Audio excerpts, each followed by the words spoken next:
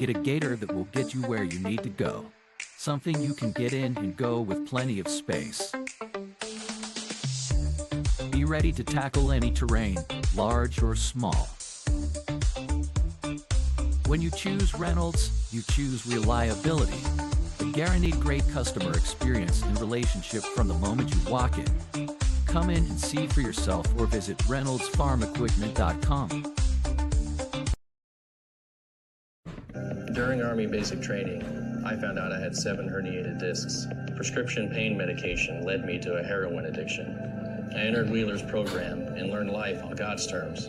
After meeting Greg, I was so impressed, I hired him. When you change that one life, it makes it all worthwhile. Now, I have a family, house, and a job that I love. At Wheeler, you can have something everlasting.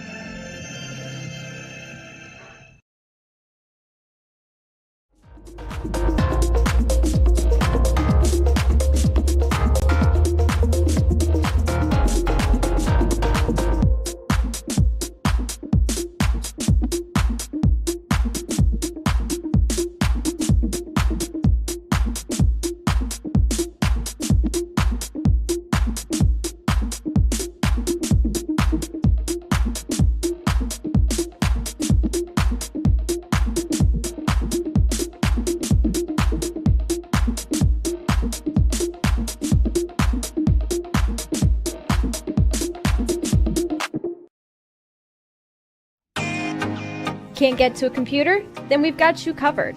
Just go to the IndianaSRN app and stay up to date with all of your favorite teams. You can watch live coverage or relive the experience with our on-demand service.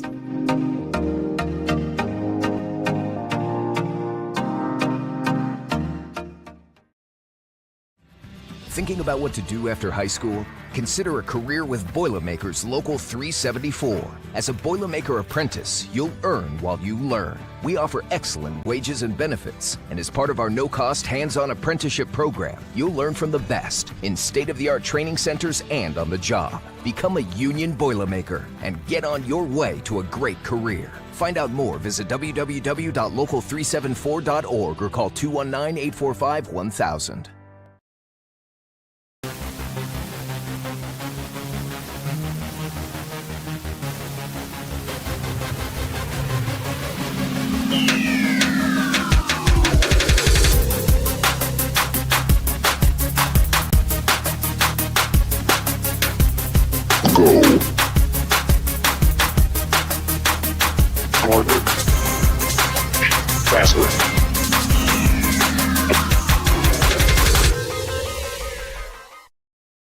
Sports fans, welcome back to Game Time, to pure spirit, to pure sport. Welcome back to high school sports. Fans, I'm IHSA Commissioner Paul Knighty, and I just want to say, welcome back. This is Game Time. This is Indiana high school sports. This is your IHSAA. At first, me and my mom were struggling. I was trying to pay the bills and trying to take care of my mom at the same time. When I first heard that I can get paid for taking care of my mom, I was kind of skeptical because I had been doing it for so many years without pay. That's when I reached out to Passion to Care. I read all the reviews and I saw that they were #1 in the field.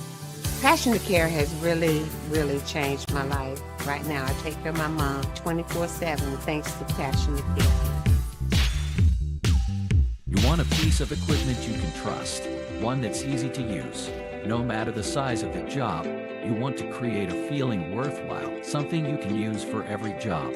For over 60 years, Reynolds has been a community staple, ensuring our customers powerful implements and top quality care and service. You need something that's in it for the long haul. Visit Reynolds Farm Equipment, your hometown John Deere dealer, today at reynoldsfarmequipment.com. Can't make it to the game? We've got your back.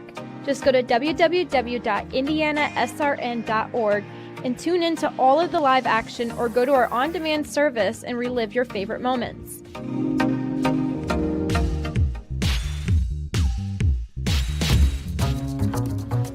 Just working with our company, you're going to get to work with a lot of bright individuals. Everyone is open and ready to help you, and definitely big on advocating for making sure that you succeed and reach your potential.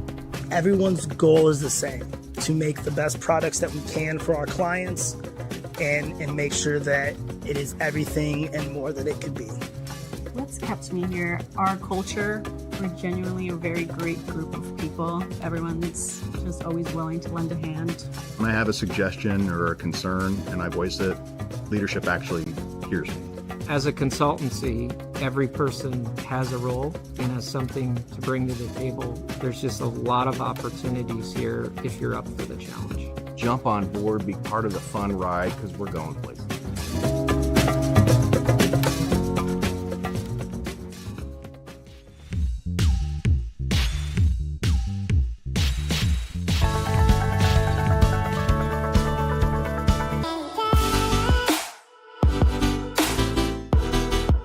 Aspen Creek Grill, we are a from-scratch concept with comfort fresh food. You can expect a world-class experience on a great budget. We've got incredible specials, great service. Today's dish that we're going to highlight is going to be our Aspen Blue Sirloin. It is, again, our premium Black Angus certified beef, and we top that with a blue cheese crust. Again, everything that we do here is made from scratch, and it's no different from our steaks. We hand cut all our steaks in-house. So our team back there it's just an incredible team. Everything that they do, they take so much pride in. They put a little bit of themselves into everything that they do over here, especially since it is a made from scratch concept. We want everybody to come, visit us, enjoy some great food with some great service. Bring your friends, bring your family, come have some great food, have a great time with us with some of the best comfort scratch food.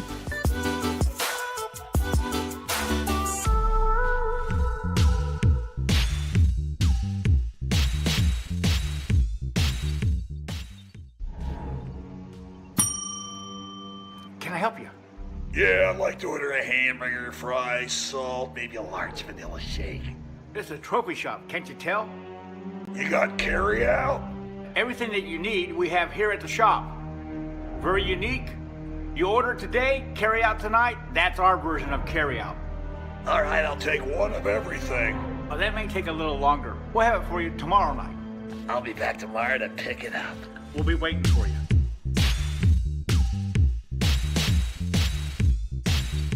Hello and welcome to Game Day. My name is Keith Myers. I'm the Vice President of IndianaSRN. We're glad that you joined us today. If you'd like to see more content just like tonight, just hit the donate button. Every dollar that you donate will go right back into more games right here on IndianaSRN, which means more games for you. It's IndianaSRN, where you always have a front row seat. Hey, Indiana. Let's clear the air about vaping. Glue, rat poison, paint. We all know these products contain poisons like formaldehyde, arsenic, and lead. And these are just a few of the chemicals you'll find in e-cigarette vapor. Let's clear the air, Indiana. Don't puff this stuff. Visit don'tpuffthisstuff.com to join the fight and spread the word.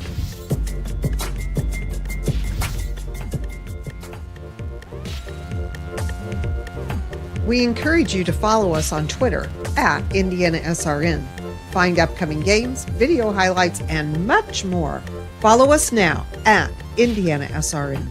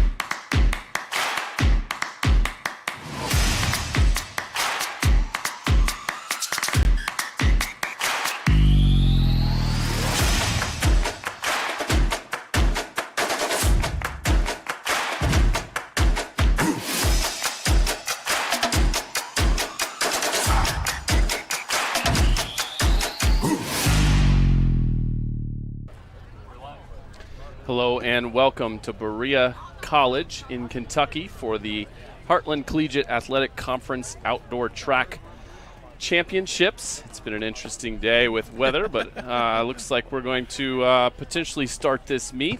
I am here. My name is Chris Schumerth, and I'm here with Keith Myers, who's going to be doing a little bit of everything. Thanks, Keith, for joining us. And are you ready? Well, the rain is tapered off. We're expecting thunderstorms in less than an hour, so it'll be very interesting to see how much more we'll get done today. But it's been a very interesting event so far, and a lot of people are ready. They're pumped, and we got people ready to watch this event, and I hope that you join all the events today. Technology has been interesting so far, but we did get fed. I want to start by reminding you of some of the sponsors for this event, starting with Reynolds Farm Equipment, Boilermakers Local 374, Wheeler Mission, Burtner Electric, Morales Group Staffing, Piper Logistics, Aspen Creek Grill, and IndianaSRN Sports Page. So we'll start today, as always, with some field events. Those competitors are already warming up, and we've got the steeplechase will be our first race, the 3,000. There's, from what I understand, 28 barriers as well as 7 water pits that these runners will have to clear. Need Keith, water? We need water? Did you ever do the steeplechase? Never run a steeplechase, and I think we got enough water. We don't need any more water. We don't need any fake puddles. We've got real ones. The competitors in this one, the women start first in these events, and then the men. We've got Jocelyn Onstadt from Rose-Hulman, Elise Wilson from Hanover, Camden Wilson from Transylvania, Eve Brunel from Transylvania, Gisela Grandy from Berea, Livia Salo from Anderson, Crystal Cornwell from Berea, McKenna Bessler from Rose-Hulman, Riley Stefani from Manchester, Gwyneth Cunningham from Transylvania, Juliana Carringer from Rose-Hulman, and lastly, Summer Kite from Rose-Hulman. As you see Jocelyn jump up to a big lead here, and the camera shots, there's tents all over the place, so some of the coverage might be a little blurry for you today, but we're working on that for tomorrow due to the weather. So we'll follow the runner, the first, second, and third place runners as much as we can, and the scoring timing we'll get to you as soon as we get that from the head table. Onstadt did have the best time. She has the first seed in this particular event, and she does have a nice little lead here to start. She's a sophomore from Rose-Hulman. Ran it at 11:20.53 for her qualifier. And there she is, clearing the barrier right in front of us. They do have to clear them all. We talked to the young lady from Berea today, and she says, this is the hardest event that I have all weekend long. I'm glad it's the first event I have.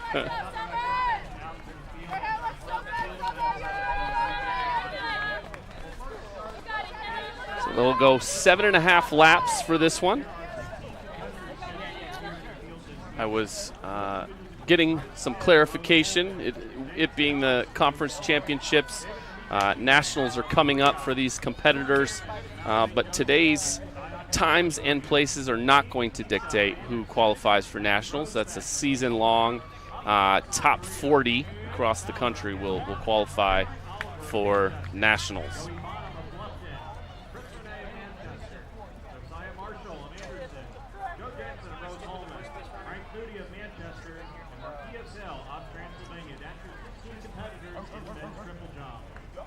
Triple jump is running as well today, right in front of us. We'll keep you abreast of that.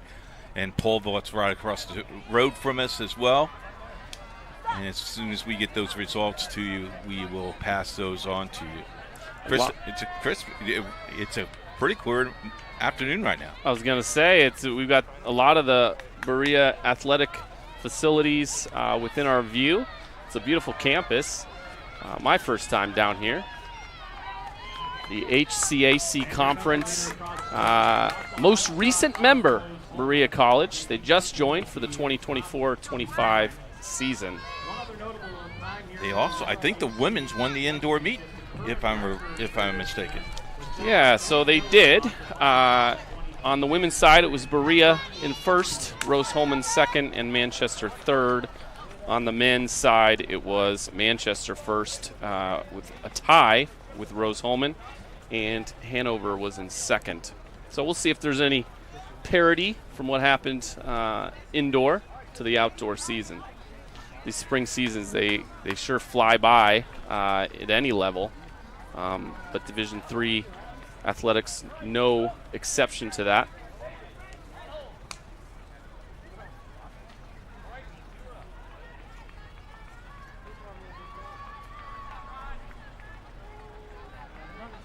See if we can get some second and third place names here for you, as it's still Onstadt with a comfortable lead out there in front.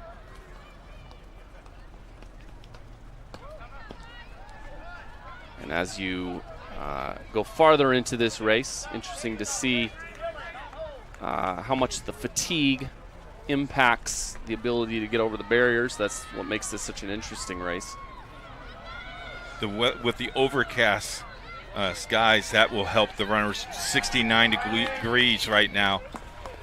Earlier this afternoon was 72 with our first thunderstorm, so it's cooled down a tad since noon today. I do believe that in second place we've got Stefani from Manchester.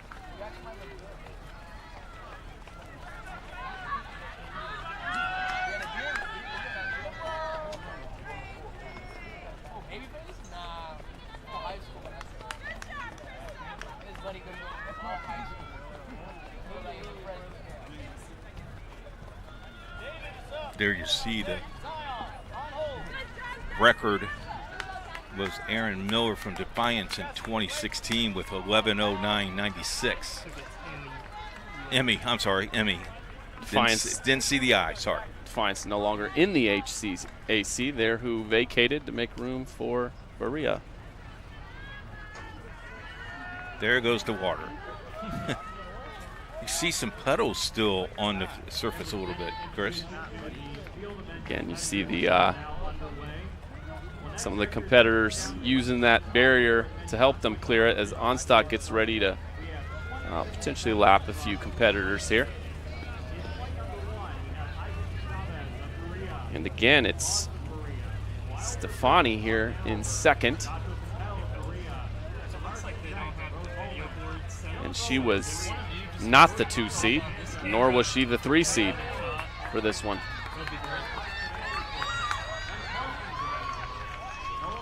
We got 3, 4, and 5 are very close. Those ones far from determined in this race. It does look like it's the Trancy duo of Wilson and Brunel in third and fourth.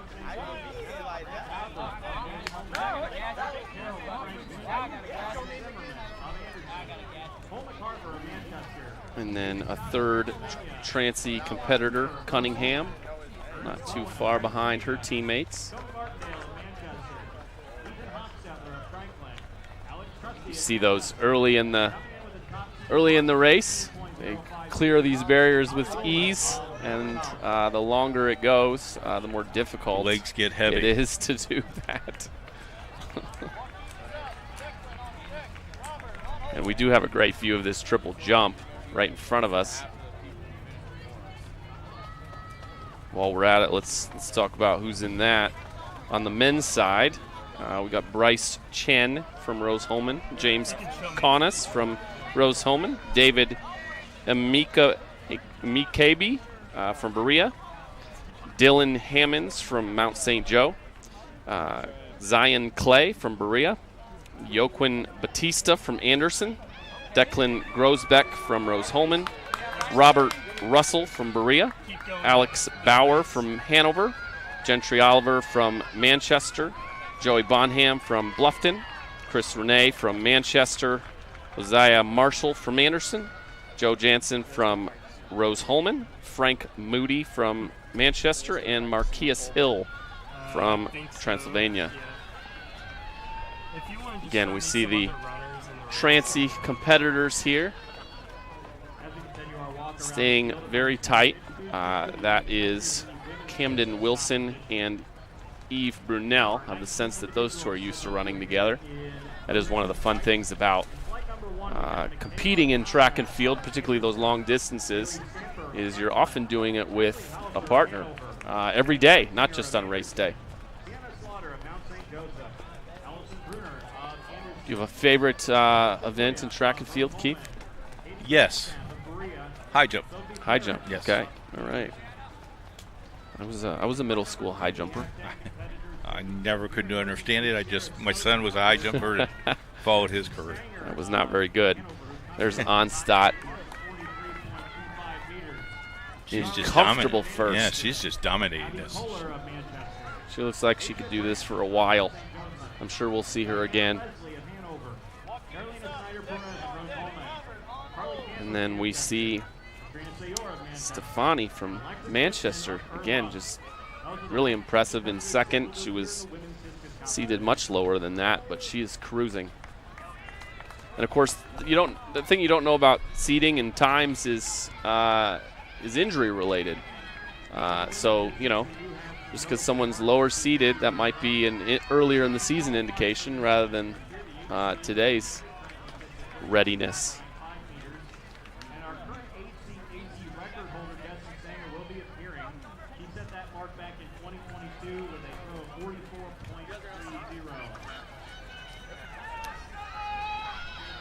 Again, we've got 3, 4, 5 here from Transy. And then I believe that's Berea.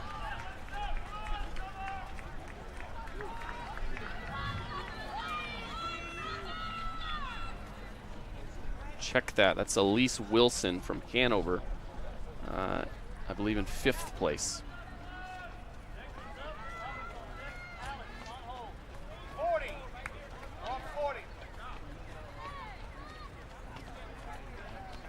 See the pace slowing down a little bit here, Chris. And something else for us to keep an eye on is I've got Cunningham and Wilson on the screen in 1st and 2nd, both of the Transy competitors. I don't know if that has something to do with the way the barriers are cleared.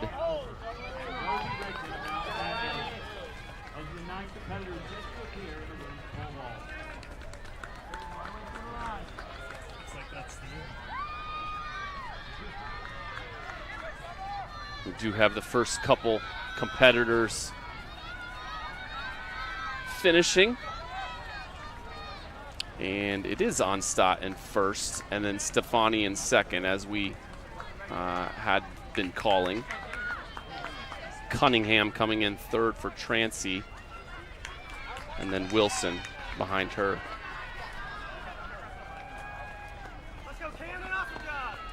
Who'd you have 2nd? Stefani from Manchester. Okay.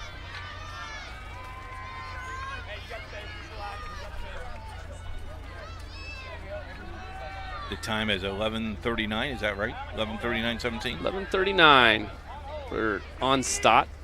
And the next closest was 20 seconds behind her. So her qualifying time, the way she was seated, her time was 11:20, so a little 19 seconds off the pace.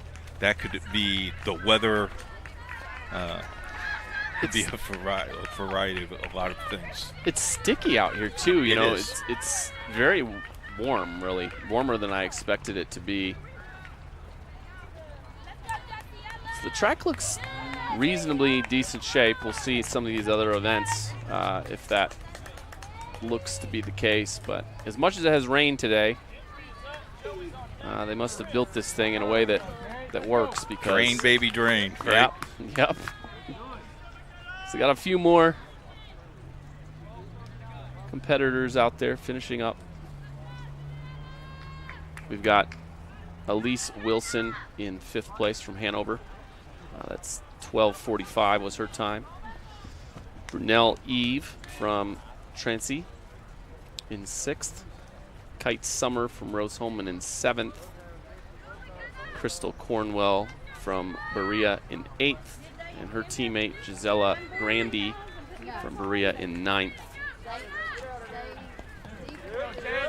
Our next event on the track will be at 3:20. Will be the men's steeple race. So we're going to do it again.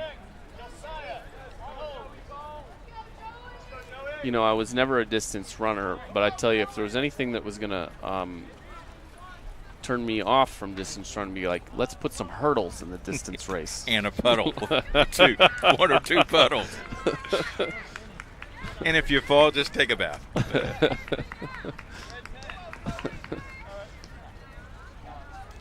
This is Livia Salo from Anderson, still finishing up her race. And I believe that's our last runner for the women's race.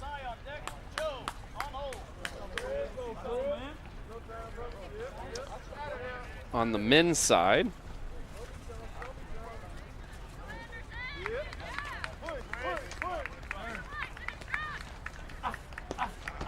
we should have Gavin Byerly from Manchester, Cooper Chandler from Transylvania, Zach Lyon from Rose-Hulman, Connor Watson from Hanover, Trevor Newby from Franklin, Nelson Zunick-Kua from Berea, Alex Schmidt from Mount St. Joe, Carter Linfelt from Rose-Hulman, Austin Johnson from Manchester, Anthony Gow from Earlham, Jonah Decker from Franklin, Logan Buckmaster from Rose-Hulman, Eric Stuber from Rose-Hulman, Zachary Schroeder from Franklin, Zachary Davenport from Anderson, Kevin Grady from Rose-Hulman.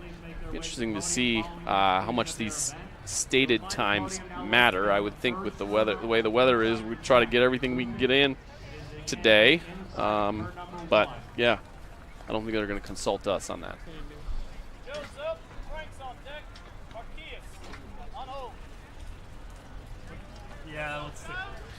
We are going to take our first break. We'll be right back with the men's steeplechase. An active athlete looking for enhanced performance, comfort, and recovery? Then Skins is the perfect choice for you. Our revolutionary sports compression product provides better oxygen flow in your muscles, helps reduce fatigue and pain from intense physical activity, allowing athletes to push their boundaries and perform better. Skins helps keep everything, including you, on track. So don't wait any longer. Get your Skins now and experience unbeatable performance. Take your game to the next level with Skins. This is the hotel breakfast. It looked different online. Do you children like eggs? Here, they make your bones grow. It'll be fine. It's gonna be fine. All right, guys. Look alive. Is it fine, Daryl? I'm starving. When free hot breakfast can make or break your day, it matters where you stay. Go get 'em. Hampton by Hilton. Hilton for the stay.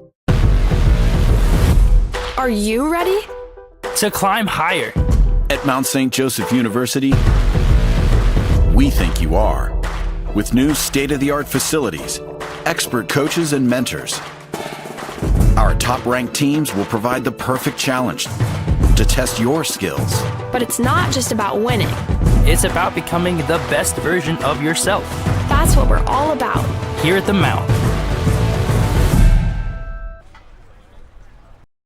Thinking about what to do after high school? Consider a career with Boilermakers Local 374. As a Boilermaker apprentice, you'll earn while you learn. We offer excellent wages and benefits, and as part of our no-cost hands-on apprenticeship program, you'll learn from the best in state-of-the-art training centers and on the job. Become a union Boilermaker and get on your way to a great career. Find out more, visit www.local374.org or call 219-845-1000. We are pioneers. We are the next generation of inventors, creators, teachers, and leaders. We think critically, work collaboratively, always learning, growing, doing. We care deeply about people and the planet. Facing challenges together. A place for the curious, the bold, and the go-getters. At Transylvania University, we pursue bold paths. We encourage you to follow us on Twitter at IndianaSRN. Find upcoming games, video highlights, and much more. Follow us now at IndianaSRN. You are looking at the outdoor track at Berea College in Kentucky for the HCAC Championships. We are one race in. As long as the weather cooperates, we will be here for a while today and tomorrow. The men's 3,000 meter steeplechase should be underway any moment now. I'm here with Keith Myers. He's the brains of this operation. He's not running around yet, but at some point he probably will be, and there we go. The men are off. You can see a record time in 1991 held by Anderson, Peter, the 9:08.35. These races where they start in a pack, that start is so important, and it does look like Hanover and Manchester off to a nice little start. Presumably that's Connor Watson for Hanover and Gavin Byerly for Manchester. Now their early lead. The hurdle they jump over is a little bit taller than the girls. All right, I'm on Chance. Boy, he's stretching this out, isn't he? Uh-huh. And Byerly's time for the seeding purposes is only about a second and some change faster than Watson's, who's jumped out to the early kick. So it will be interesting to see these two do some battle as this race progresses, because I don't think we've seen the end of Byerly yet, as they get their second, check that, taste of some water.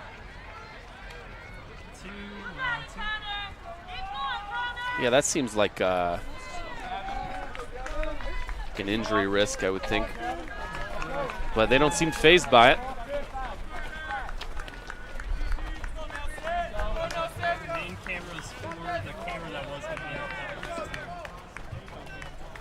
It is still Watson out there in front.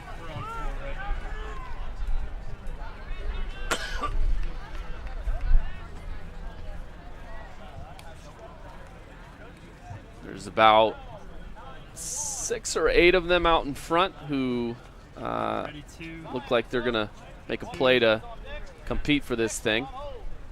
There's not a lot of distance between those first, let's see here, 4, 5, 6, 7, 8, 9, 10. There's 10 of them up there.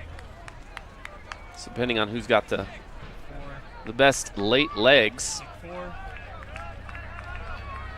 does look like it was Watson's plan to get out to that early lead and let everyone else try to catch up. And it is definitely Byerly in second still. And then it looks like we've got Rose and Rose. So Zach Lyon. He lost his lead here. Their pack is catching him. And Carter Linfelt. Rose Holman. There's a lot of Rose Holman runners in this race. Again, on the men's side, they tied for the indoor. Rose-Hulman men tied for the indoor championships with Manchester. 5 Rose-Hulman runners. And still, it's not quite 10 now, but there's 6 in the front and at least 4. There's a little bit of distance between the first 4 and the number 5 and number 6 runner right now. 2, take 2. We're on 2.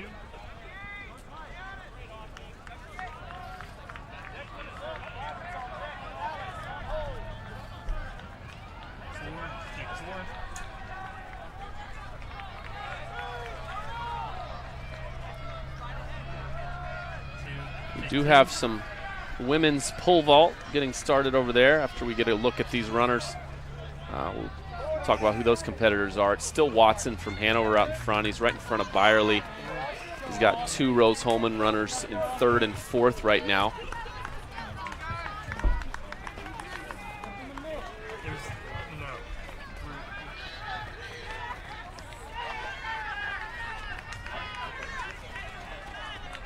And I do believe that in 5th, it is Austin Johnson from Manchester.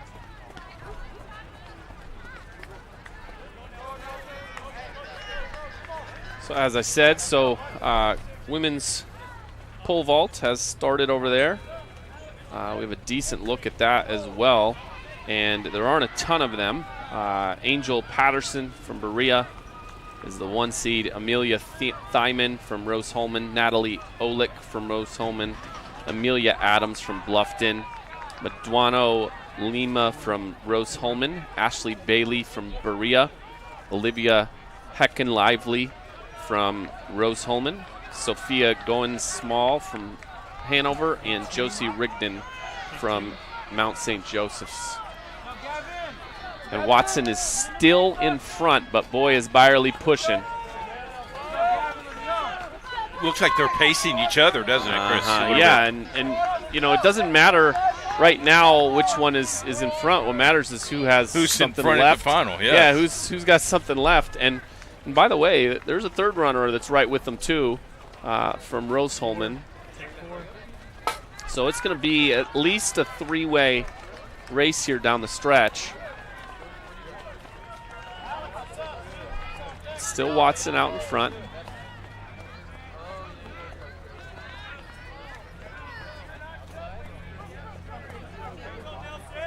Oh, now they're side by side with each other.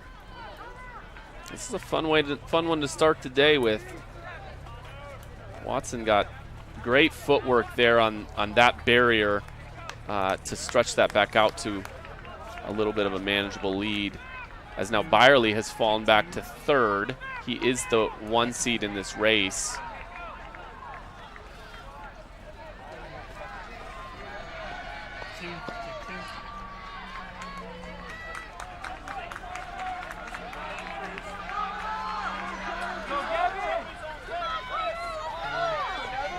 But Watson's he's just hanging on. His barriers though, his hurdles, really impressive footwork.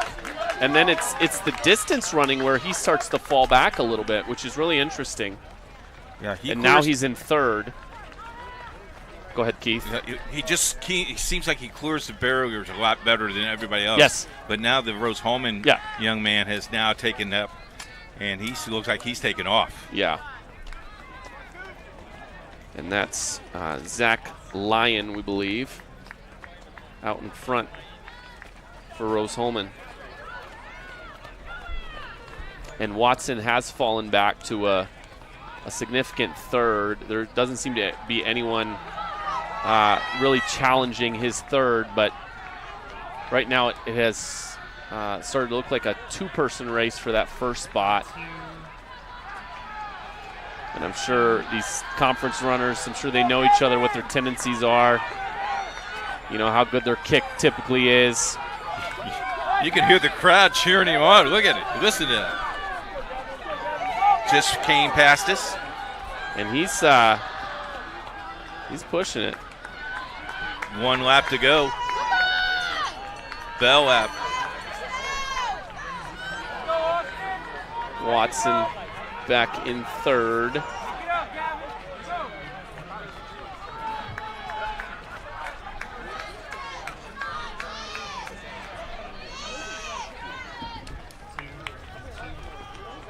Final lap here for the men's 3,000 meter steeplechase.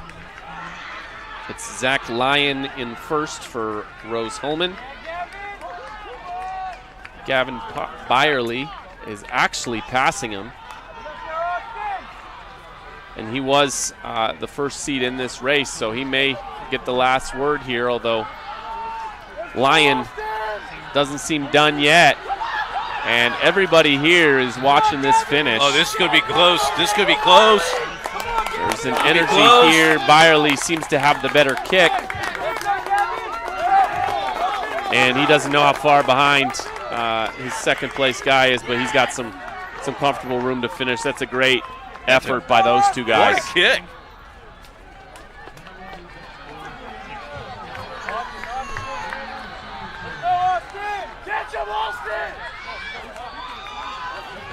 And Watson will come in third. Byerly finishes 9:23. That's significantly his best time of the season. Look at this. Look at this.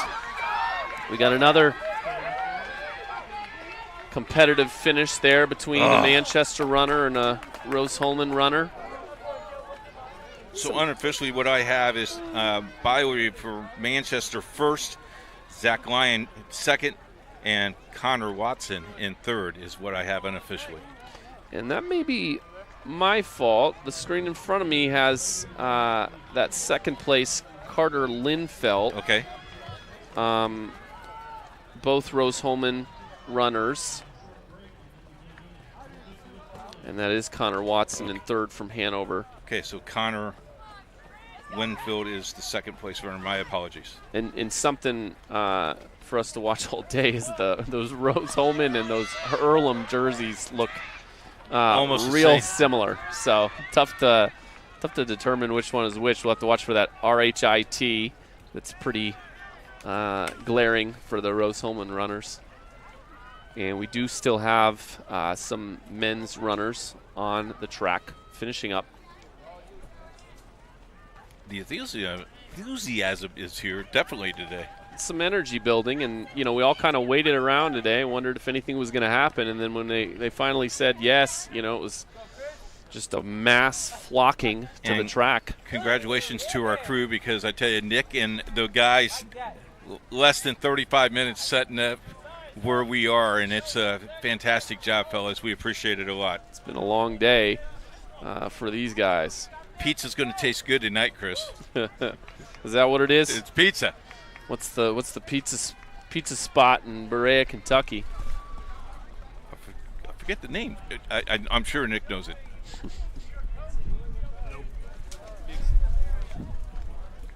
What's your last name?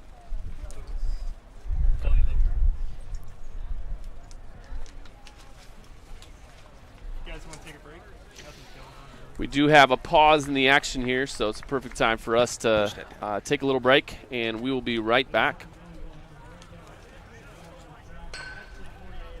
Wind is picking up our tent, Nick. Poached egg on avocado toast. Ew. Your flash fried porgy over chips. Ew. Your fresh Maine lobster with microgreens. When the only thing your 8-year-old will eat is waffles. She's fine. She's fine. Your waffles, milady. It matters where you stay. Yum.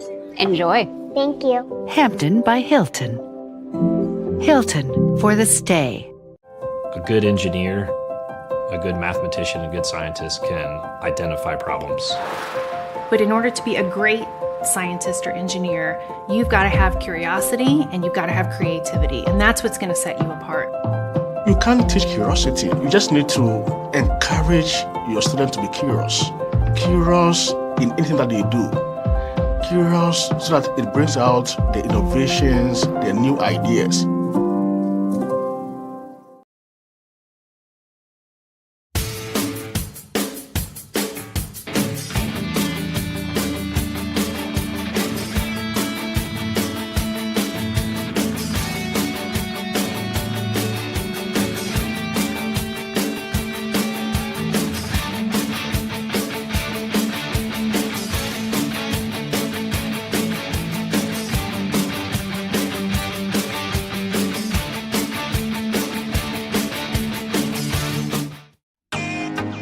Can't get to a computer? Then we've got you covered. Just go to the IndianaSRN app and stay up to date with all of your favorite teams. You can watch live coverage or relive the experience with our on-demand service.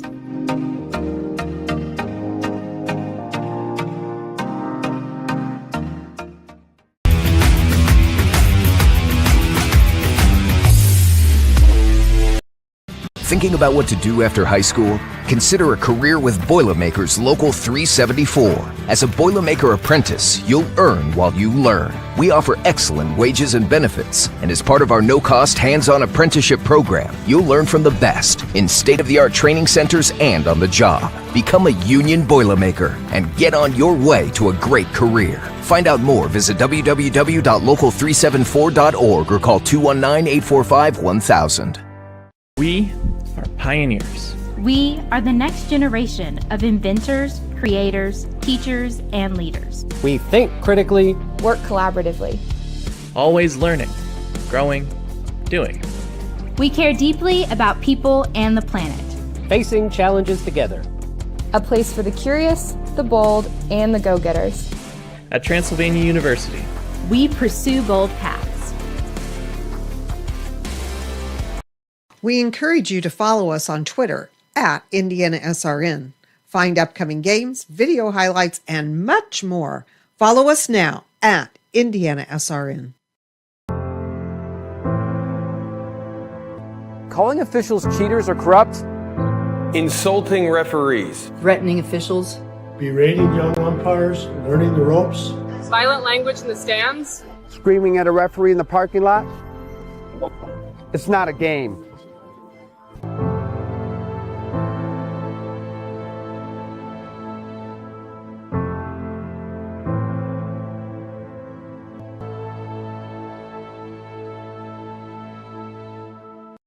We encourage you to follow us on Twitter at IndianaSRN. Find upcoming games, video highlights, and much more. Follow us now at IndianaSRN. Pausing the action here, but we are at Berea College for the HCAC Outdoor Track Championships. We're a couple races in. We are setting up the hurdles as we speak for the 100-meter hurdles for the women and the 100 for the women and the 110 for the men. We've also got triple jump going on, not far from us actually, and some pole vault as well for the women. Our next broadcast for the HCA Championships will be for baseball. That happens May 8th, 9th, 10th, and possibly May 11th. You can catch all those games. We'll be up in Kokomo. Troy Derigowski and the crew will be up there getting that ready for you as you see them setting up the hurdles. And the cool thing is the spring season's almost done. I mean, I'm telling you, spring season is the quickest. You blink and the school year's over and everyone's going home. You mentioned baseball. Have you done any of the HCAC baseball games? We have. Who have you liked? Who's been? Rose Holman's not bad. Manchester's playing pretty well right now. Franklin struggled a little bit with doubleheader with Rose Holman. Speaking of softball, we got softball doubleheader tomorrow for you right here on the HCAC network as Rose Holman taking on Manchester, doubleheader beginning at 1 o'clock and 3 o'clock. Troy Derigowski and Nathaniel Finch on the call, along with Chuck calling the 1 and 2s. So we have softball for you tomorrow, along with track and field. And then on next Saturday also we have softball baseball doubleheader for us to wrap out our regular season of baseball softball on the HCAC network. I was talking to our producer Nick Lewis before the broadcast today about how this had a baseball feel for me, because some of these conference weekends, you get some bad weather, especially early in the season. You just got to kind of wait for that weather break, no matter when it is. If that's in the morning, the afternoon, the evening, you got to get those games in. And you travel to this other place, you got to do everything you can to get the competition in, but you're not in control of the weather. We take a look at the pole vault. You see the record of the pole vaulter, Tori Bowman of Bluffton in 2018, as they are competing this afternoon as well. We'll take a break. When we come back, a lot more for you right here. From warehousing to transportation and everything in between, Piper Logistics does it all.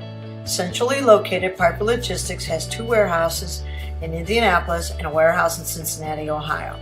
Piper Logistics houses over 1 million square feet. Along with our transportation department, we can provide service to half the United States markets.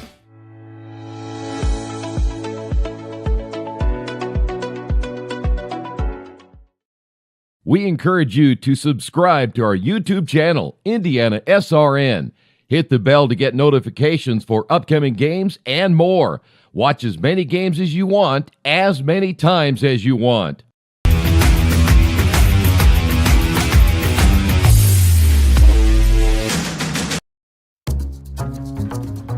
We really focus on modern application development, DevOps, so automating the whole process of delivering your solution, and cloud architecture. It's very important for mid to large companies to have cloud partners because you can't possibly have all the talent you need to address the complex ecosystem of the cloud. We advise them on all parts of their business. And then when things are defined and we see a clear goal, Clean Slate also then goes and does the work.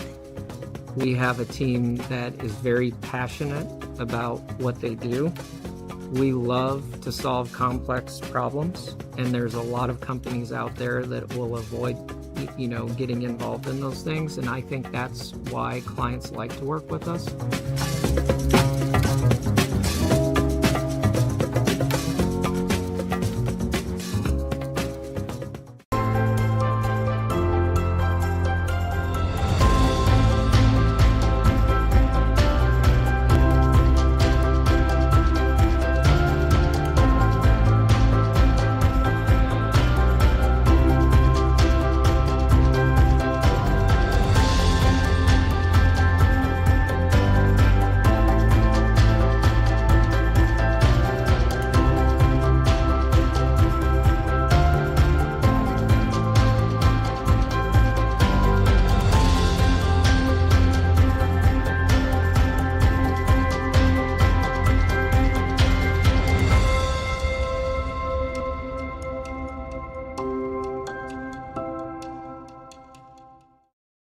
Every person has a story waiting to be told. Mr. Jack comes in every Monday. That's right. One day I noticed his hat said he was a Korean War veteran. I asked him if he'd ever been to the Korean War Memorial. No, I never had a chance to go. That was the day I knew we had to do whatever it took to get him there. Manny made it happen. I got to go to Washington, D.C. to all the memorials. The World War II Memorial, Naval Memorial, Korean War Memorial. Took all kind of pictures and everything, and it was a good trip, too. I'm glad that I could be a part of Mr. Jack's story.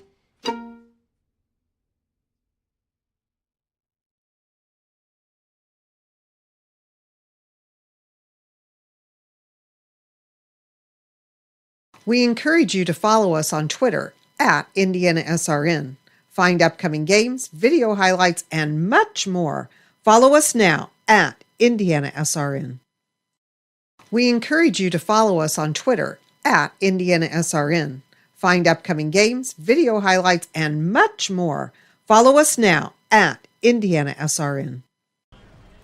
As we await the women's 100-meter hurdles, some early scores for you in the events. On the men's side, the teams that have scored is Rose Holman with 17 points, Manchester with 15, Hanover with 6, and Franklin with 1. And interesting to note that it is those two teams that tied at the indoor event a couple months ago. Is that one out of 20 events? Yes, it is. 20, yep. Okay. Yep. On the women's end, interesting that the two teams that we would expect to perform well today, even in that first event. On the women's side, again, only one event here, but it's Transylvania with 14, Rose Holman with 12, Manchester with 8, Hanover with 4, and Barrio with 1. We're going to talk to the Manchester head coach right here.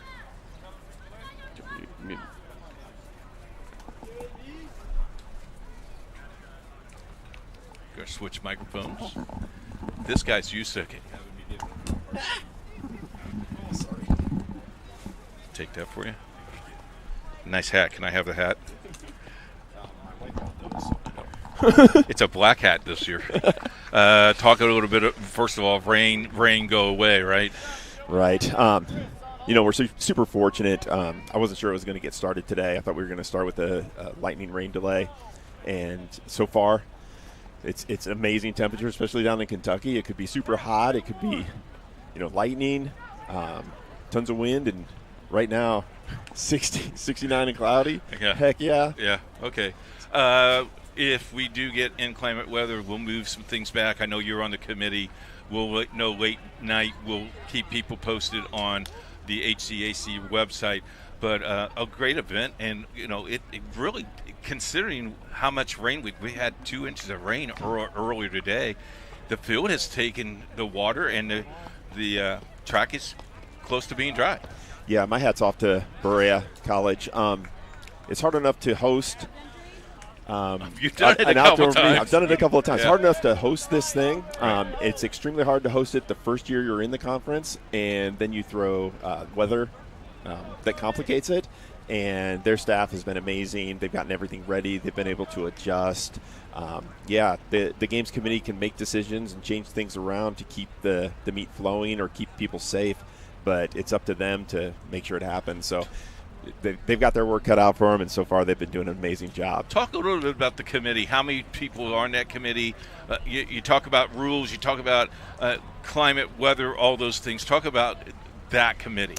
So the games committee, or meet management, is a group of 3 coaches that it rotates around. Sometimes we use a spinning wheel to pick a person.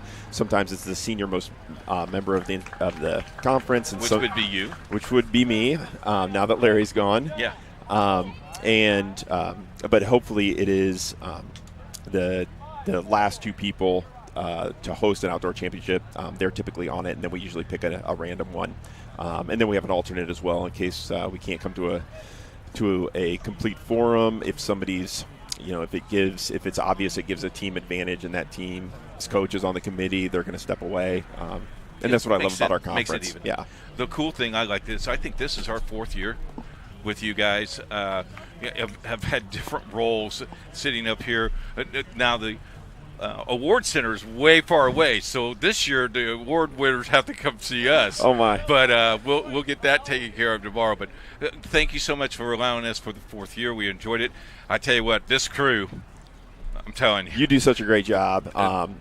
You care about good production. It's athletics. It's athletics. You care about, you do so many interviews with the student athletes. I love, when I get back on Sunday or Monday, depending on how exhausted I am, I put it on the screen usually Monday morning in the office, and I just let the thing run. I crack up at some of the things you guys say, but it's such good production. Well, hopefully I'll be out on the field tomorrow to do my comedy show, but if not, we'll make do. Well, we appreciate you guys.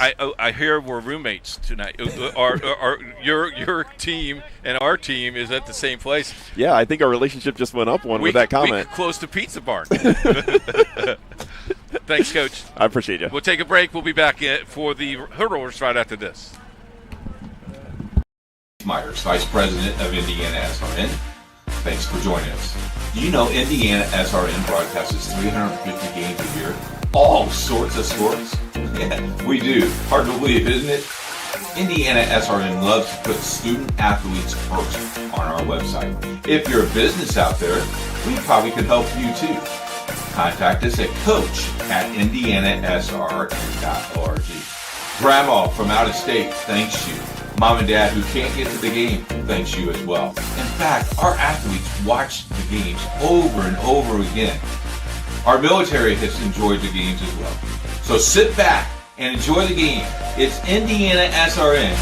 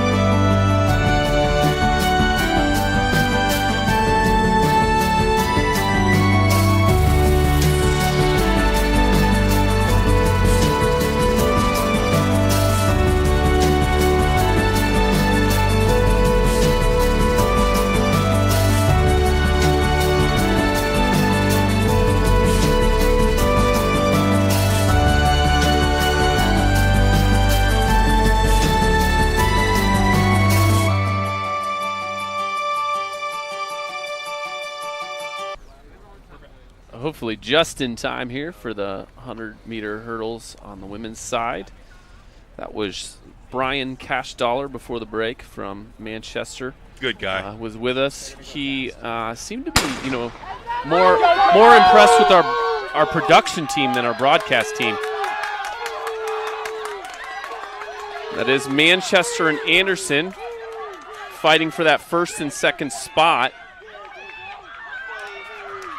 That's Coco Truelove for Manchester and Katie Ripberger for Anderson. It looks like maybe Truelove was able to sneak into first there. I have a feeling those two have done that before. Yeah, they look like they've done it a few before. times. And then it is Berea College, the host, Shia Maddox, and maybe. We got a different heat.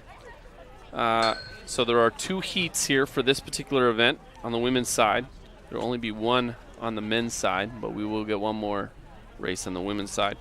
So yeah, it was Janisha Lewis and Aisha Maddox for Berea in 3rd and 4th. There you see the record at 14.57, and they... Not quite there. Not there. Not quite there.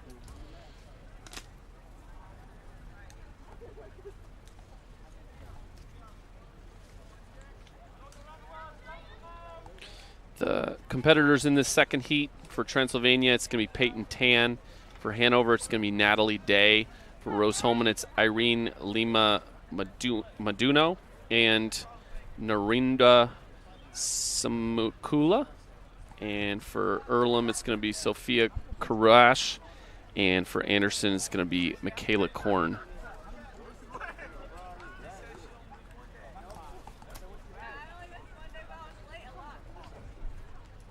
And there are certain times that they have to run. They got to give them as the match or the field events keep going in the running events. You have to give them a certain amount of time for recovery. That's why we have that slight delay here. So the stated times, we will try to stick to them, in other words. And we hope the sun stays out for a while. The current state of things looks pretty decent. The forecast less decent, but what we're looking at right now looks great. Here we go. Heat number 2. Just a warm Friday evening here.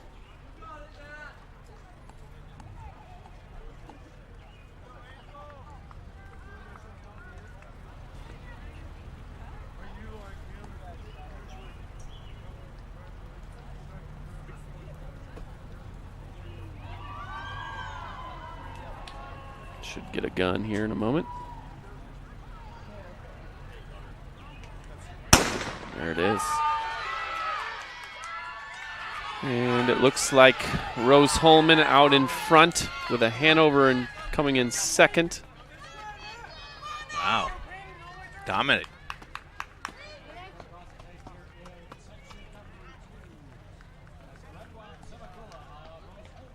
We'll get some places here. It looks like Narindwa Samakula for Rose-Hulman, Natalie Day for Hanover, Irene Maduena for Rose-Hulman, Peyton Tan for Transylvania, Michaela Korn for Anderson, and Sophie Karash for Earlham. We will go right into the men's 110 hurdles. That is scheduled to begin at 4:15 p.m. So slightly longer for the men's side. 25 p.m. and the first call for the women's 100-meter dash prelims beginning at 4:40 p.m. So we're running a little bit ahead of schedule, just slightly. Not the worst problem to have, especially the way we started today, and wanting to get as much as we can in here in case we do have further weather.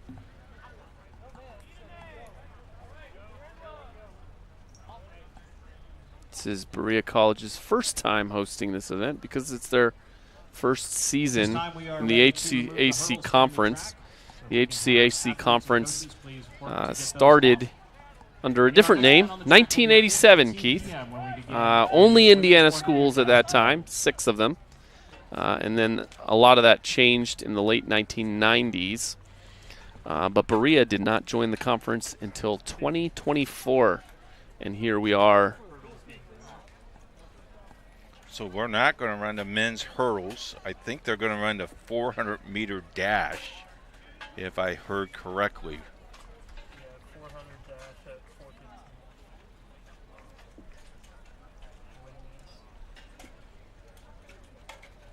So we are clearing the hurdles.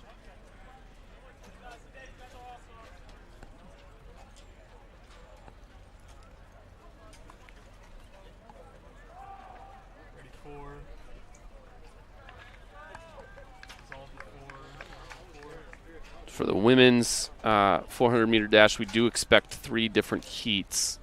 And the first one should be Abby Rowe from Transylvania, Cheyenne Middleton from Transylvania, Kenzie Myers from Bluffton, Kristen Fishley from Berea, Peyton Potts from Berea, and Alex Ball from Earlham.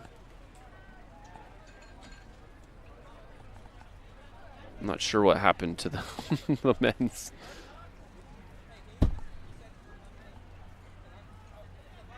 Ladies and gentlemen, we have the final qualifiers for tomorrow's women's 100-meter hurdles. And there is definitely, now as I look, some water on the track. 2 hour left. Jernisha Lewis of Berea. Ashaya Maddox of Berea. Natalie Day of Hanover. Katie Ripberger of Anderson. Coco Trulove of Manchester. And your top qualifier in a time of 16.1 from Rose Holman, Narendra Semakula. Those are your 8 qualifiers for tomorrow's finals. And the way some of these events work is some of these heats, they're trying to determine who will get to run tomorrow. The top 8.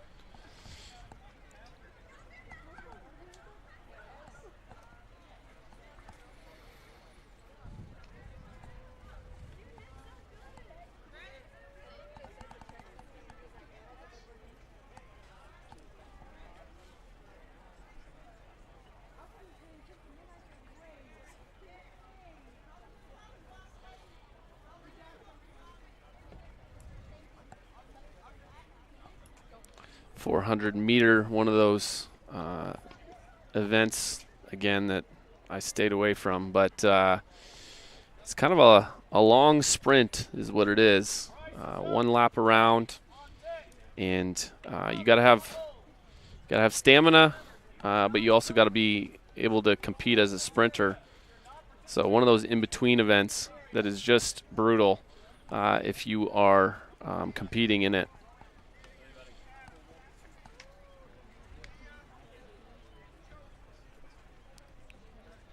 The interesting thing about track and field is that there is a way to contribute athletically in so many ways, whether that's, you're fast, whether that's you have a lot of endurance, whether you can throw far, whether you can jump high, whether you can jump far.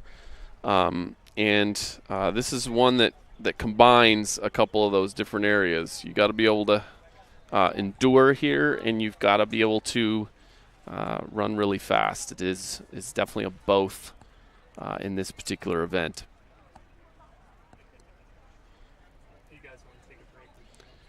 We looks like we do have a little bit of a pause before we start, so we are going to take another break. We'll be back. This place has been a huge part of my life, and I'm absolutely thrilled to be moving forward. I'll always take a piece of the mountain with me. Whether in the classroom or on the field, my coaches and professors had my back and always pushed me to climb higher. Now, I can't wait to light the way for my students and help them achieve their dreams. Greetings, everyone, and welcome to Hanover College. Founded in 1827, Hanover is Indiana's oldest private four-year college. Hanover is a nationally recognized liberal arts college with core strengths in the natural and life sciences, education, and business. This breathtaking 650-acre campus sits on a bluff above the Ohio River in Hanover, Indiana. Hanover's approach to the liberal arts allows students to combine their academic interests. Students can even design their own majors. Students have so many opportunities to try classes, clubs, and other activities to pursue their passions. Students connect and get involved in so many ways, whether it be through classes, meals, athletics, and clubs, or even campus jobs. You definitely can find your niche right here at Hanover. Hanover really does have a place for you to be yourself and be known. Welcome to Hanover College. This is the College Tour.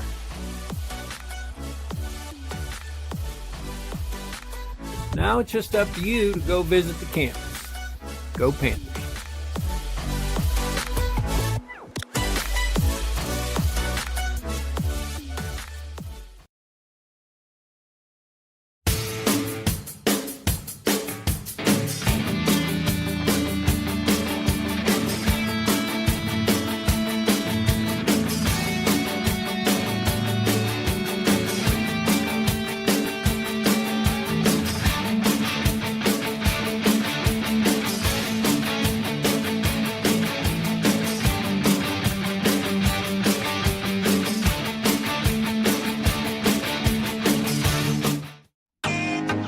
Can't get to a computer? Then we've got you covered.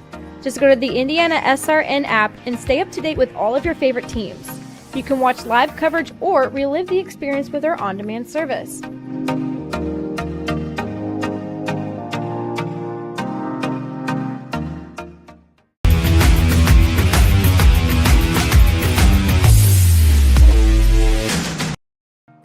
So I started working on Babcock Ranch 16 years ago. We designed a sustainable community that is also storm resilient, and also it has a ton of flood control associated with it. It has 75 megawatt solar facilities on site, which will cover the entire 18,000 acre community. In September of 2022, we had Hurricane Ian. We had 150 mile an hour sustained winds for about 10 hours and 21 inches of rain. Babcock really had little to no damage at all. We were the only place in a 2-county area that had any electric or any available drinking water that did not need to be boiled. And Rose really prepares you to go out, think outside the box, and problem solve. And I think for any major at Rose-Hulman, that's what you're getting. You have the ability to go out and create something new and innovate and change the way that we live as humans today.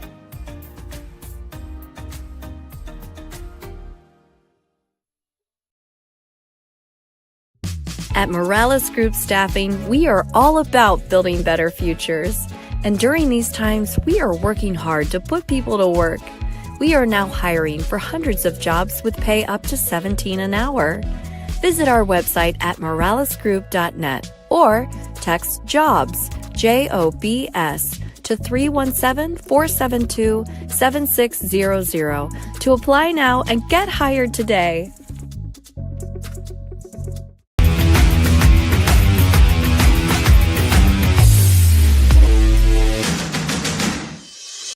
We encourage you to follow us on Twitter at IndianaSRN.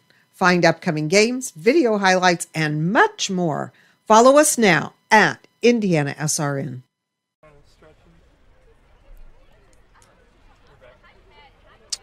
Welcome back to Berea College for the HCAC Outdoor Track Championships. Little pause in the action. We are awaiting the women's 400-meter dash. We've still got competitions going in the field for triple jump, women's pole vault.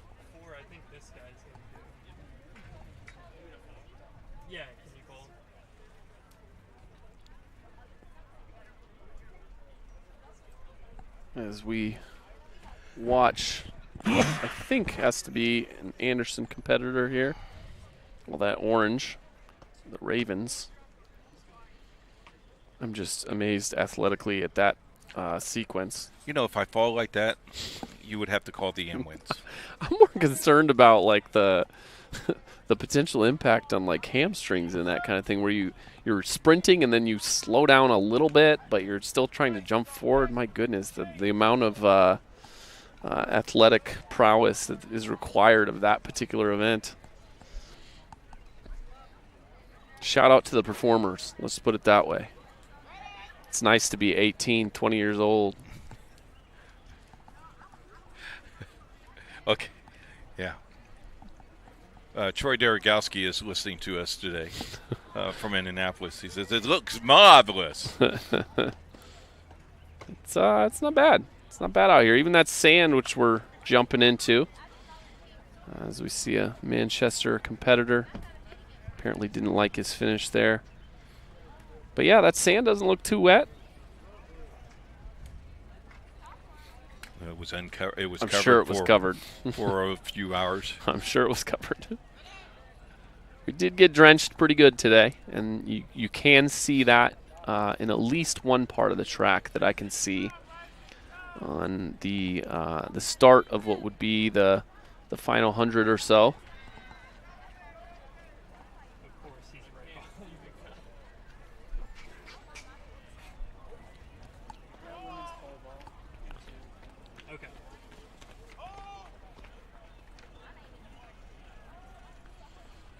This first heat for the women in the 400-meter dash, we expect Abby Rowe of Transylvania, Cheyenne Middleton of Transylvania, Kinsey Myers of Bluffton, Kristen Fishley of Berea, Peyton Potts of Berea, and Alex Ball of Earlham.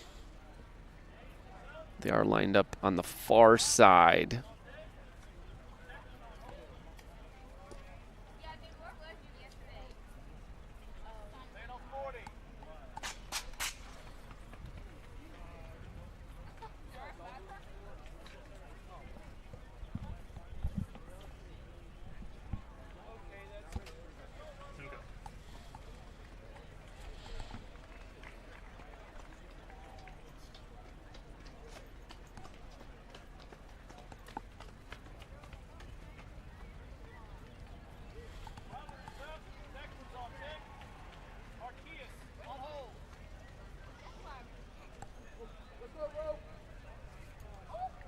Another interesting aspect of track is that you've got competitors waiting to compete, and they're right in the middle of everything that's happening, which is a little bit different from other sports. There's so many things happening at the same time, and you can go right up to the competition itself to actually watch. So people everywhere.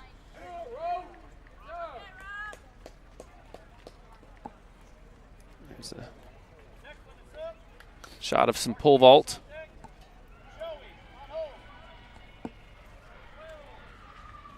I watched last summer as a pole vault record got broken, and man, there's something so inspiring about track when it's done well, the athletic feats that we witness.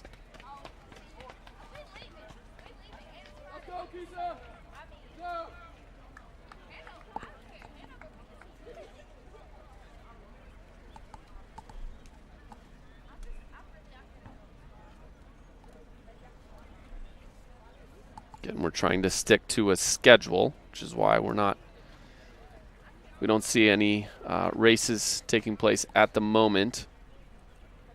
And that schedule is purposeful because there are competitors who compete in multiple events, and they need some break in between.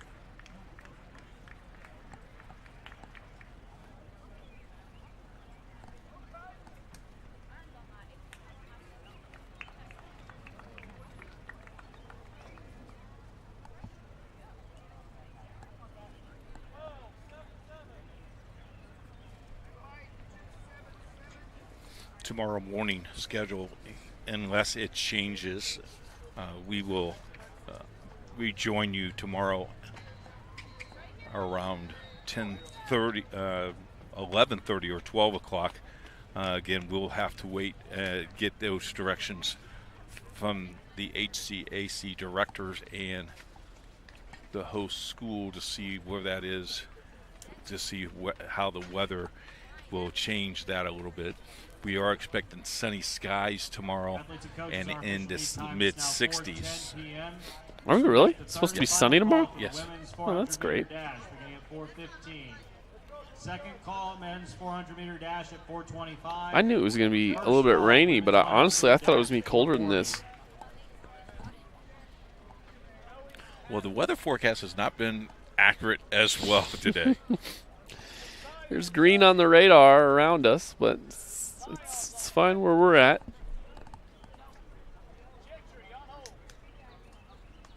Every time I think we're about to go here, suddenly not so much. As we get set for the women's 400-meter dash, we will have 3 sections in this competition. It'll be the top runner from each heat plus the next 5 best times going to the finals tomorrow. 18 competitors will be scheduled to compete across 3 sections, and in heat number 1, here are the lane assignments. In lane number 2, Abby Rowe of Transylvania. In lane number 3, Cheyenne Middleton of Transylvania. In lane number 4, Kenzie Myers of Bluffton. In lane number 5, Kristen Fishley of Berea. In lane number 6, Peyton Potts of Berea. And in lane number 7, Alex Ball of Earlham. You may have heard the PA announcer, but great description there of how the heats work. The top runner in each heat will advance to tomorrow, as will the next best 5 times. 8 lanes, 8 runners in tomorrow's finals. Today we get 3 heats with 6 runners, I believe. Yep. Some notable times here in the women's 400-meter dash in the HCAC. The 2025 outdoor standard currently is at 1:04.40, and the HCAC Outdoor Championship meet record belongs to Jada Stansberry of Anderson, who ran 57 flat back in 2024. There's another triple jump from Hanover.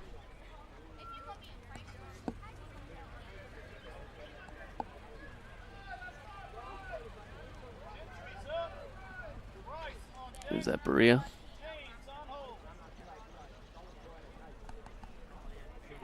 Berea, yeah.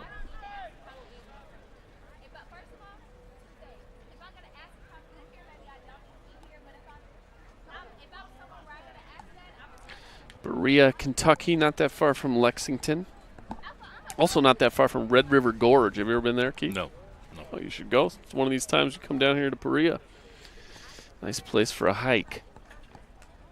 Or if you're a little more intense, to go camping. My camping would be the Quality Inn in Richmond, Kentucky. Fair enough, but it's beautiful. It's worth seeing even if you don't exert that much effort. Not a camper. No. You can follow this.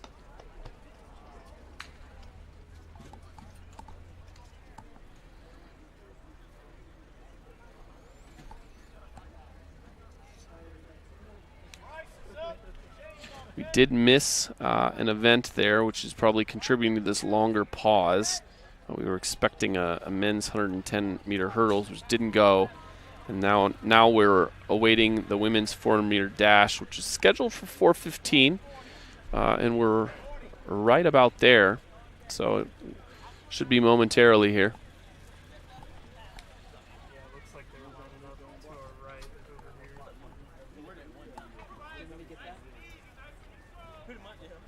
Yeah, go ahead. You can show this.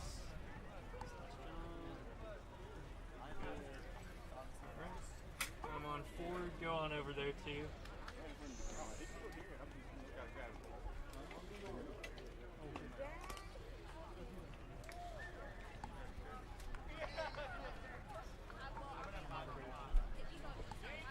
They're getting down in their stance on the blocks.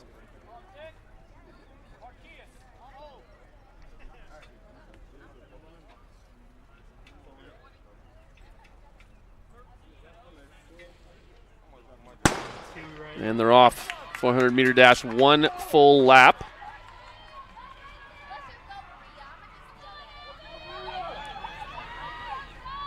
Always hard to tell who's winning this early because they're in different lanes.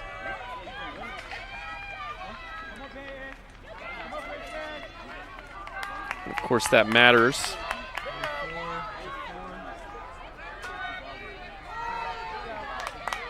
And they do stay in the same lane for this one.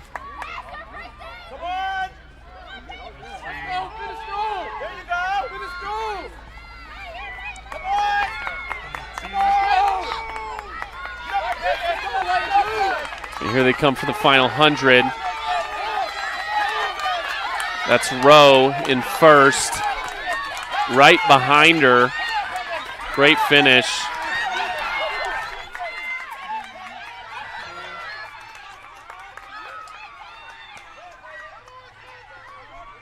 Zoom in on the finishers.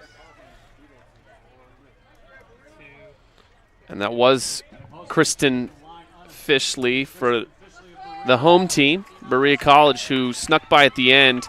59.78 for the winner, 59.80 for the second place, Abby Rowe.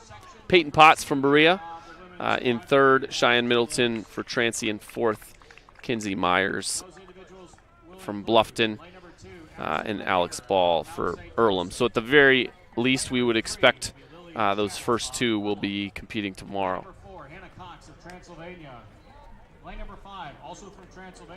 This next heat is Emerson Pinger from Mount St. Joseph's, Lily Shamel from Earlham, Hannah Cox from Transylvania, Olivia Sparks from Transylvania, Jada Hunter-Hayes from Rose-Hulman, and Aviana Jones from Anderson. A lot of freshmen and sophomores out there, the one exception being Shamel from Earlham, who is a senior. Seems like the freshman dominates these track and field teams. Gets a good start in your athletic program at the school. Okay, fellas, so what I've been doing on these races, I pick up 2 once we get on the left side and 4 kind of gets blocked by the tank. And then when they come back towards the finish line, I go back to 4 because 2 gets obstructed. Do you just want me to be prepared over here then? Yeah, you may as well.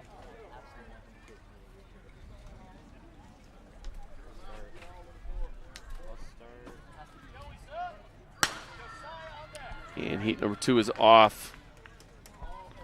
Again, we won't make any judgments about who's winning this early.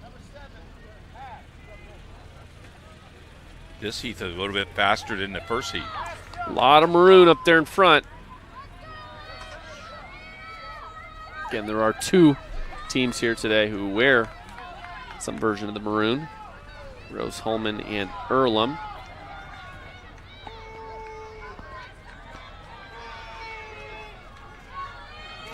As we get ready for the home stretch, as they call it.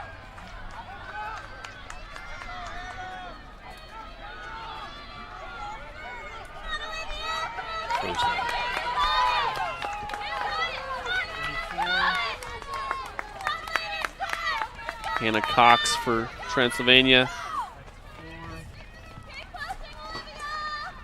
And 4, make sure you show everybody crossing the line. And the unofficial winner here in section number 2, Olivia Sparks of Transylvania. Check that. Olivia Sparks in first for Transylvania, 59.69. Just broke the minute mark. And Jada Hunter-Hayes for Rose-Hulman in second. In lane number 2 will be Earlham's Issa Sloan. In lane number 3 will be Hannah Cox, as I mistakenly called the winner, is third. Emerson Pinger for Mount St. Joe in fourth, Lily Shamel in fifth, and Aviana Jones in sixth. We are preparing for a third heat here for the 400-meter dash. On the women's side, it's going to be Isa Sloan for Earlham, Emma Johns for Rose-Hulman, Kamaya Blair for Berea, Katarina Kowalaska for Berea, Rose Talbert for Rose-Hulman, and Megan Weber for Rose-Hulman. This should be the last heat for the women's side.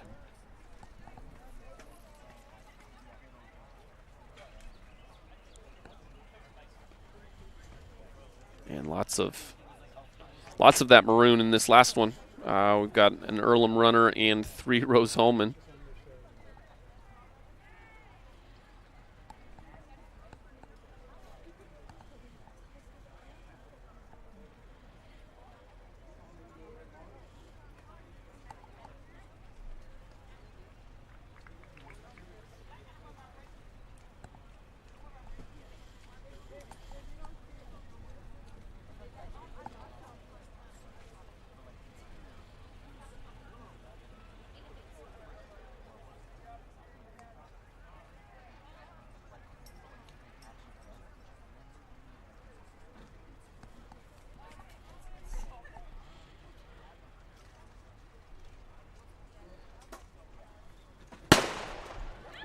Final heat.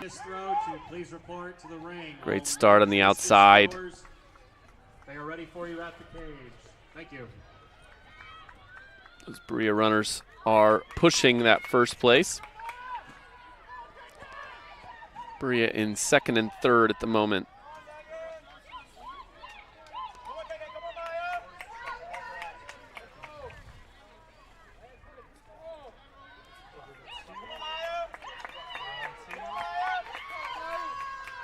Oh, this is going to be close. It is Emma Johns in first.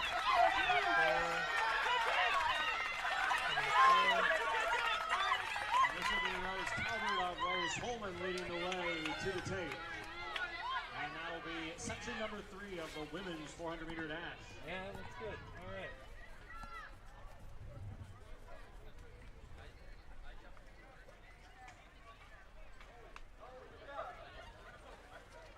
Ladies and gentlemen, we'll get the final qualifiers for tomorrow's finals to you in just a moment, but this will now be the third and final call for the men's 400-meter. We will go straight into the men's 400 dash and the men. The second call for the women's 100-meter dash prelims beginning at 4:40 p.m. And this will be the first call for the men's 100-meter dash prelims beginning at 4:50 p.m.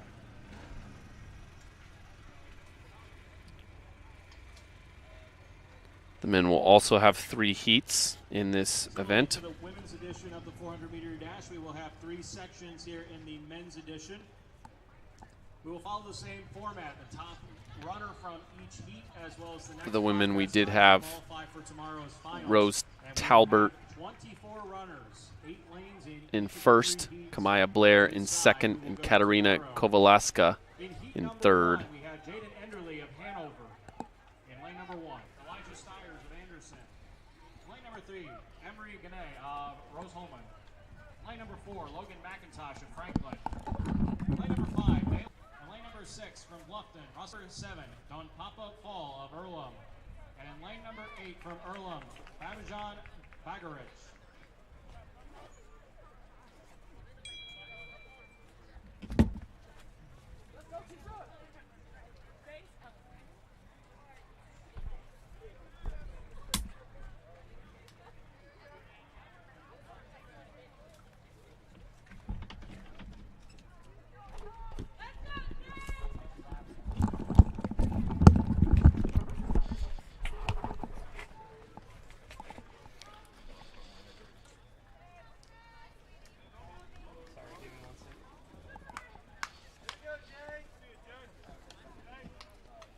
Here for the men is Jaden Enderle for Anderson, Emery Gunny for Rose-Hulman, Logan McIntosh for Franklin, Dalen Thomas for Transylvania, Russell Lowe for Bluffton, Don Fall for Earlham.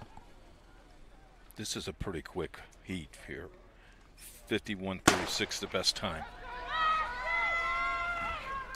You could probably do that, Keith. Yeah. Attention all coaches and athletes, we need all competitors in the women's triple jump to please report to the triple jump pit, please, at this time. You know, there's a sub 50 runner in this group. Logan McIntosh from Franklin, 49.93. Yep. Here we go.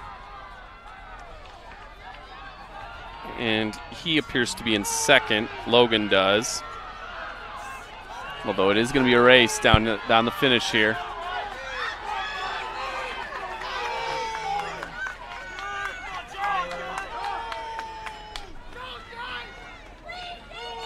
Jaden Enderly from Hanover, I believe, in first. Coming across the tape in first. And he will take section number I'll check 1 that. of the men's Russell Lowe from Bluffton. Then Logan McIntosh for Franklin. Jaden Enderly for Hanover in third. Emery Gunny for Rose-Hulman in fourth. Next up on the track will be the second section of the men's. We will do it one more time. This time we expect Ryan Fox, Glor Mazeba, Nathan Bujaklaj, Stephen Scott, Arfaxad Nayabuto, Max Soljak, Abdullah Abdullamir from Manchester, Kamuske Kamara from Berea. In line number 6 from Anderson, Max Soyak. In line number 7 from Manchester, Abdullah Abdullamir. And in line number 8 from Berea, Kamuskai Kamara.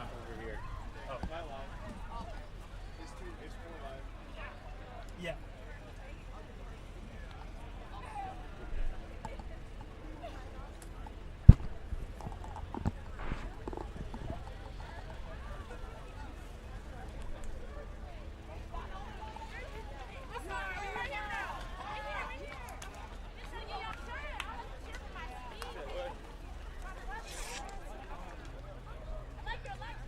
Well, I don't know about you, Keith, but we've already gone farther than I expected to today. I agree. And, you know, we're not that far away from being halfway done with the Friday night portion of this event. Second heat of the men's 400-meter dash. Gun is raised in the air.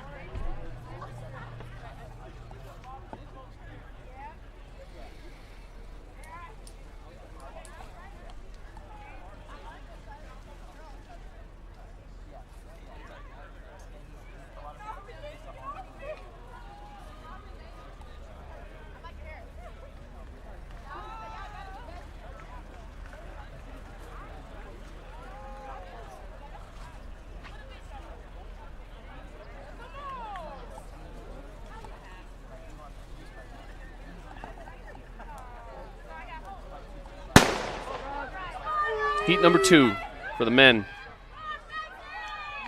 All the way around. Ladies and gentlemen, we have men's 400-meter dash for tomorrow. The top 8 qualifiers for the women's 400-meter dash. Hannah Cox of Transylvania. Jada Hunter-Hayes of Rose-Hulman. Katerina Kovalevskaya of Berea. Abby Rowe of Transylvania. That's Franklin out in front. Kristen Fisher of Berea. Rena Spence of Transylvania. Berea coming in second. And then there's a fight for third between Berea. Memorial. No, I never had a chance to go. That was the day I knew we had to do whatever it took to get him there. Manny made it happen. I got to go to Washington, D.C. to all the memorials. The World War II Memorial, Naval Memorial, Korean War Memorial. Took all kind of pictures and everything, and it was a good trip, too. I'm glad that I could be a part of Mr. Jack's story.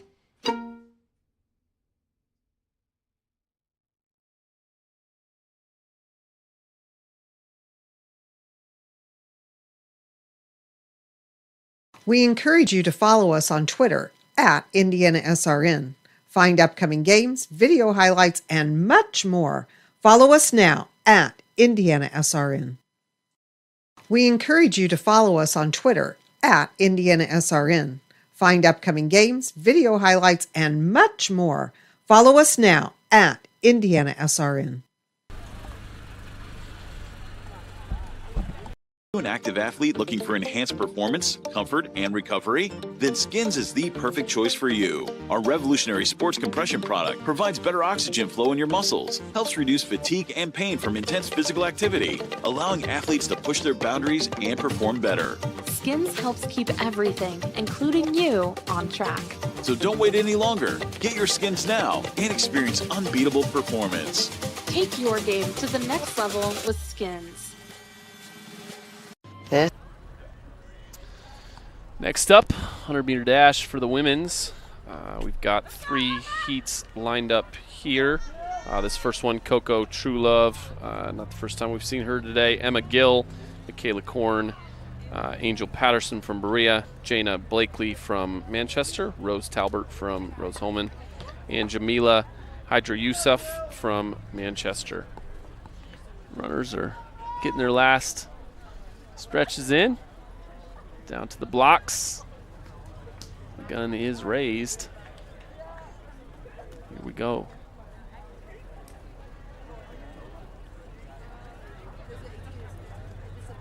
Basically the home stretch of the track for this one.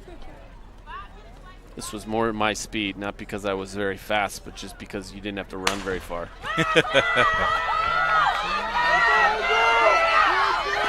And it looks like it's going to be Rose-Hulman going away. She can move. Rose Talbert, I believe, there in front. As we wait for the official board and places, was Rose Talbert. Coco Truelove right behind her from Manchester. Ileana Hernandez of Rose-Hulman. And then Jana Blakely from Manchester as well. So Manchester takes two of the top three in that one. And again, the purpose of these heats is to determine who gets to run in the finals tomorrow. In lane number 6 will be Kamaya Blair, also of Berea. In lane number 7 from Manchester, Anna Joza. And in lane number 8, Mara Green of Transylvania.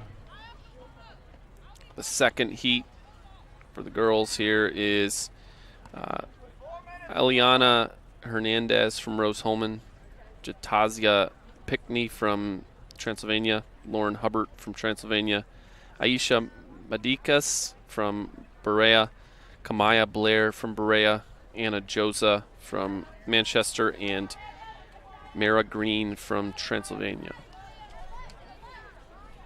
How far is Transylvania from here, Keith? About 30 minutes. Oh, wow. It's way closer than I would have guessed. So I would imagine these two schools know each other pretty well then. Yes, they will.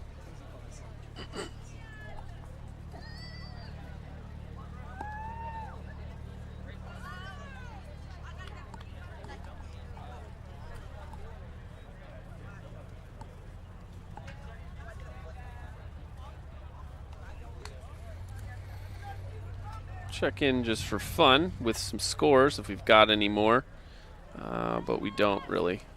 I guess on the women's side we've got a second event scored, and it is Rose-Hulman out in front, 31.5. Transylvania with 14 in second, Bluffton in third with 8, and they're tied there with Hanover and Manchester. Mount St. Joseph's with 5, and Berea with 3.5. And again, you know, take that with a grain of salt. Those are unofficial.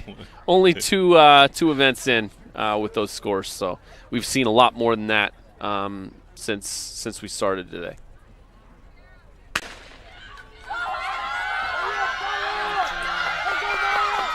Second heat there is Berea is flying out in front with first. They're probably going to snag second too.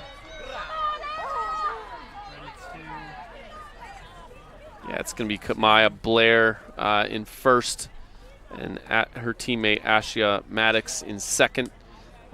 Ileana Hernandez from Rose-Hulman in third. Next up on the track will be the third and final section of the women's 100-meter dash prelims. Ready for. In lane number 2 will be Juliana Russell of Earlham. In lane number 3 will be. We do have one more, and our competitors in the third heat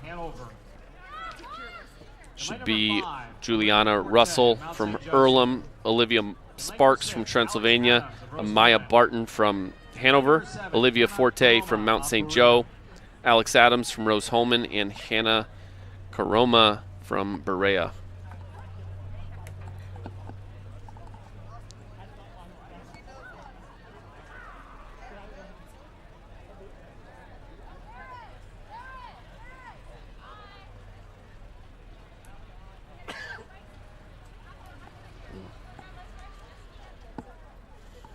Heat number 3. women's 100-meter dash. We're at the HCAC Championships here at Berea College. Continues to be overcast, but not raining. Plenty warm after a good dousing in the area earlier today. 2.5 hours of rain. Minor details. Can hardly tell, except for one particular area of the track that has a little bit of water over there right before the home stretch.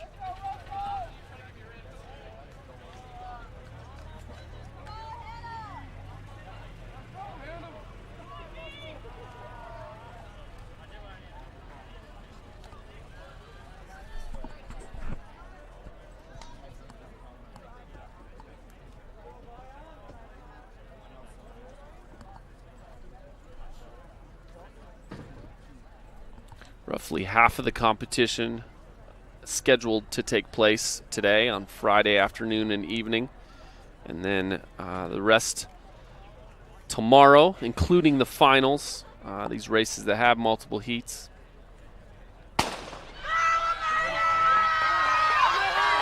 And here we go.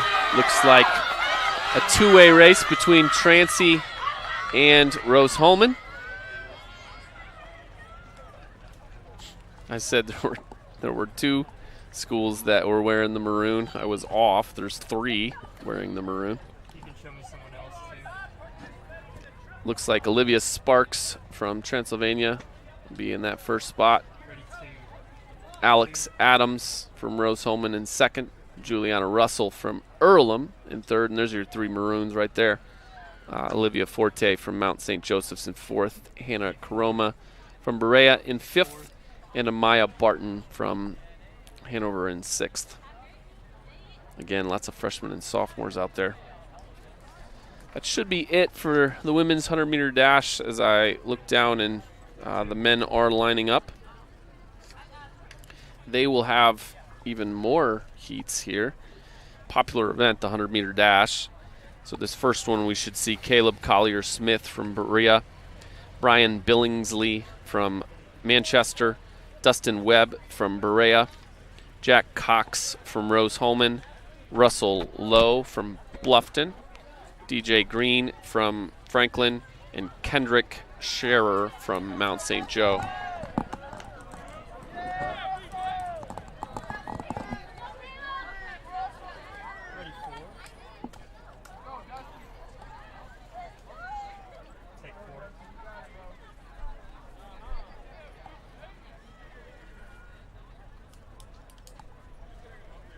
We'll finish tonight, if all goes well, with the 10,000-meter run on both the women's and men's sides. These shorter races will build up to that one. 3-2, take 2. You know, not a bad crowd considering how much rain we've had and the delays we've had. Nice little crowd throughout. And I suspected there would be. I'm sure that's a lot to do with why they worked so hard just to get it in today. You know, HCAC Championships. People, I'm sure, traveling distances to see their kids compete. You don't get to do that their entire lives. You might as well do it while they can still run and jump.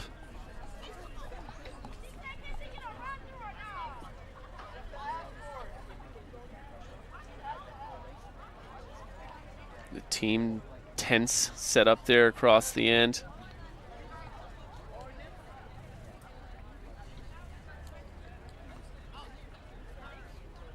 This conference has been in a collegiate world of instability and change. This conference has been very consistent for a long time.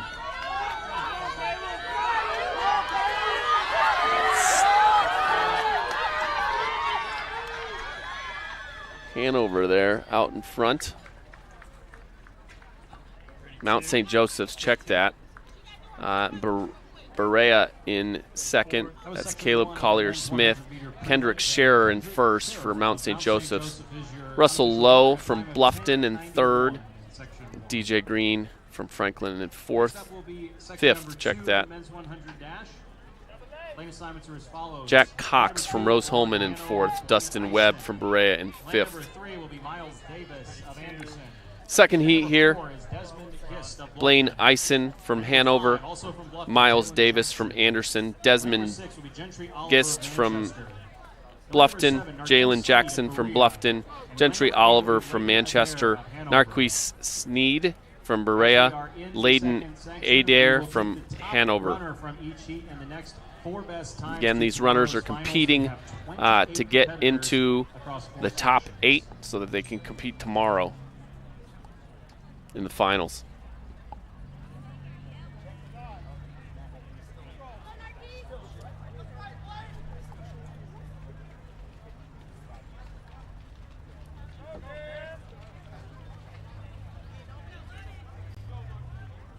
These guys have been stretching for quite a while, getting ready to run this thing.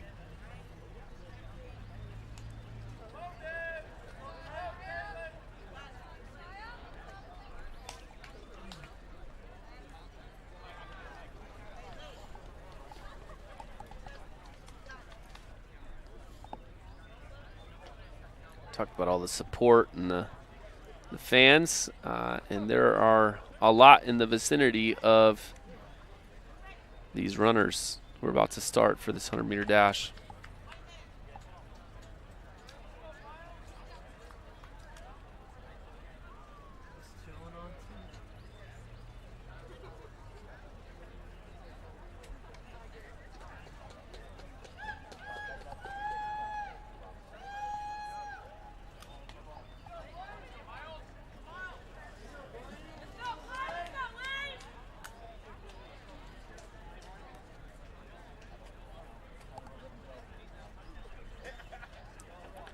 Second heat of 4.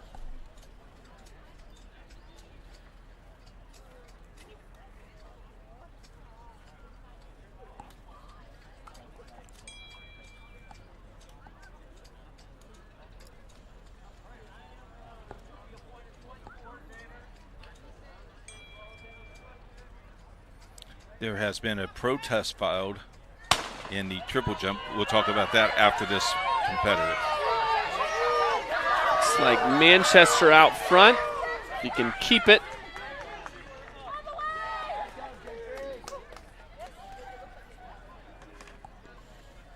And coming across the line first there, Gentry Oliver of Manchester. Gentry Oliver from Manchester in 1st. Under 11 seconds. Desmond Gist in 2nd. It's Bluffton. Layden Adair from Hanover in 3rd.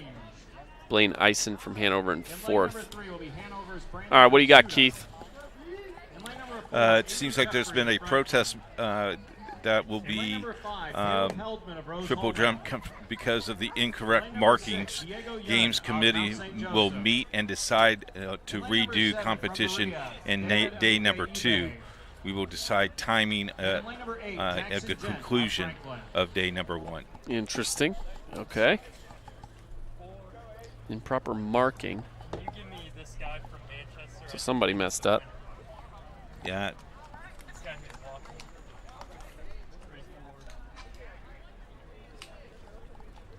In the left of your frame, he was.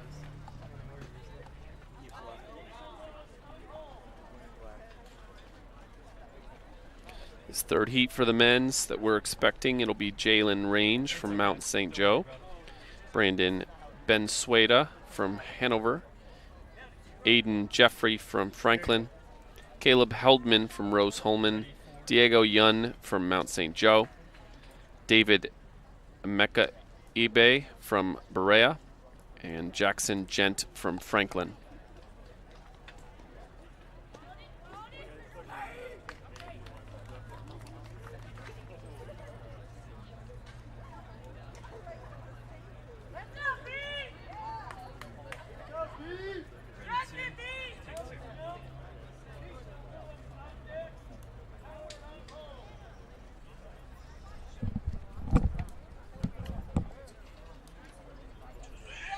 Hey, why don't you come up and talk to us in the booth? Okay, and then Come on up.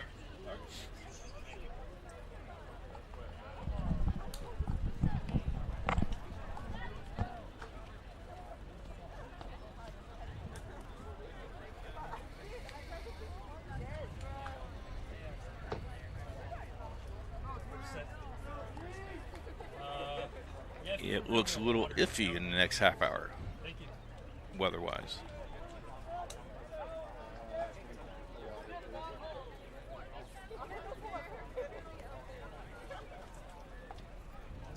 Again, our hats off to our crew where they have put us in under tents and awnings. Thank you very much for your patience at home as we will try to get the results as the official timer is not working quite yet, and they're hoping to get that up here soon. But Nick's doing a good job on his stopwatch, isn't he?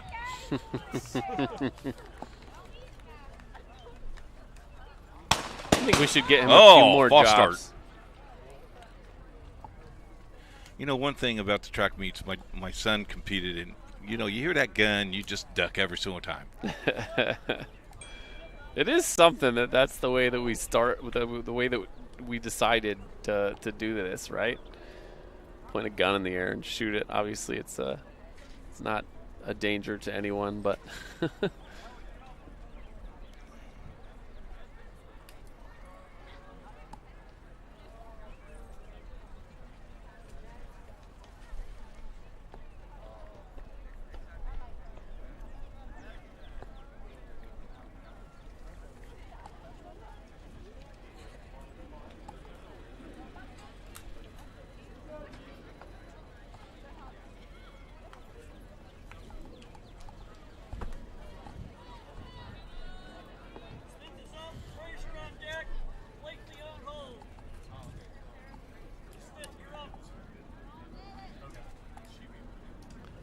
okay, we're giving this a second run. If you get a false start this time, heat number 3. Right, second false start, whoever did that is then now disqualified, correct? If I remember correctly. Are you putting me on the spot? I think. Well, I'm not putting you on the spot. I think that's the rule. Yeah, I have, Chris. Oh, again. Oh, no. Wow. Right as you said it, we're going to find out. Well, of course, it doesn't mean it's the same person, but still. Pretty interesting that we haven't had that all meet, and then we get 2 in a row. You know what that means, right? These guys are fast. That's what that means. Or they're cheaters, one of the two. No, they're not cheaters. Stop. Got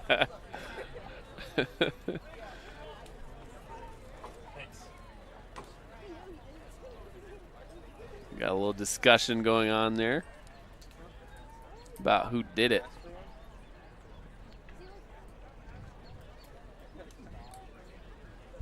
Sorry. Yeah, so I think I've never seen this before. I haven't either. You can get a yellow card here for. Yeah, it must have been a different competitor then, right? Okay. Yep. So no one's getting. No one disqualified. We got 2 different. I have never false seen starts. I have never seen 3 false starts in a meet. Okay, here we go. Trifecta, maybe? We'll see.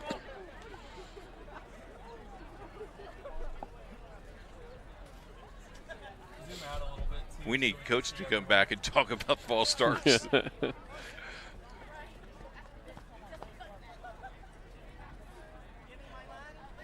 right, they're back into starting. So if someone gets disqualified, do they get a red card? That would make sense to me, right?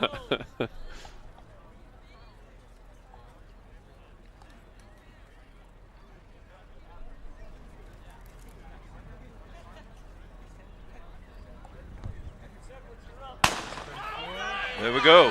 Good start. No one false started that time, and my goodness, can this guy run? Oh!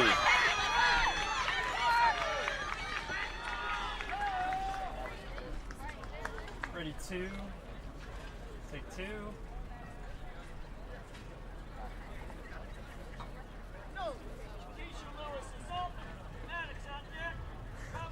Well, this was close.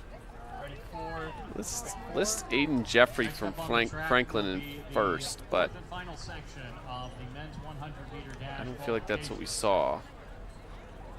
Diego, unless Aiden Jeffrey Aiden maybe came on late. Diego Yun from Mount St. Joseph's in second. Jalen Range in third. Caleb Heldman in fourth. Okay, now we're shifting the time in ways that make sense. Okay. And lane number 7, Ian Lemons of Rose-Hulman. And lane number 8, Braden Wilkins of Franklin.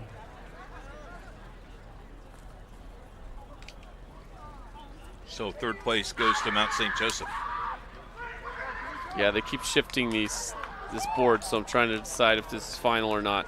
I think we have Brandon Bensueda from Hanover in first, Diego Yun in Mount St. Joseph's in second, Jalen Runge from Mount St. Joseph's in third, Caleb Heldman from Rose-Hulman in fourth, David Mekebe from Berea in fifth. And now we've got a fourth heat. It's going to be Lavarian Campbell from Manchester, Devin Homan from Bluffton, Christopher Renda Jr. from Rose-Hulman, Trace Morris from Transylvania, Kenneth Red from Manchester, Ian Lemons from Rose-Hulman, Braden Wilkins from Franklin in this final heat on the men's side. Because we got a little excitement there in heat number 3.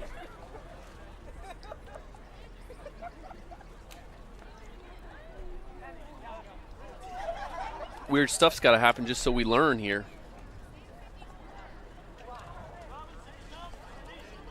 800 meters are next. It's another one of those in-betweeners. Is it a sprint or is it a distance event? If I remember right, at least in the 800, you can cut over to the inside lane, unlike the 400.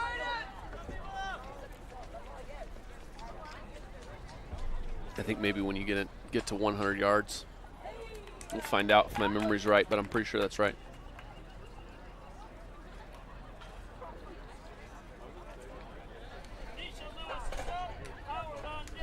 Which gives you a lot of reason to start off well in that race.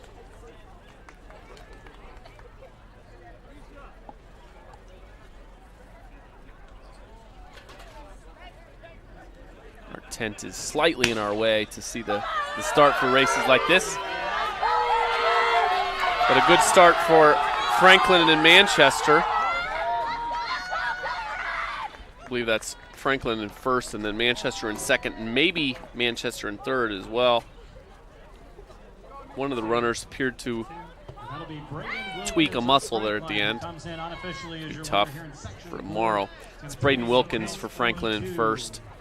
Kenneth Rudd in second from Manchester, Lavarian Campbell from Manchester in third, and then Christopher Renda Jr. from Rose-Hulman was right behind Campbell. We are going to move over to the 800 for women's, and we should move pretty well straight into that based on the timing that we have. Shouldn't be much time in between here.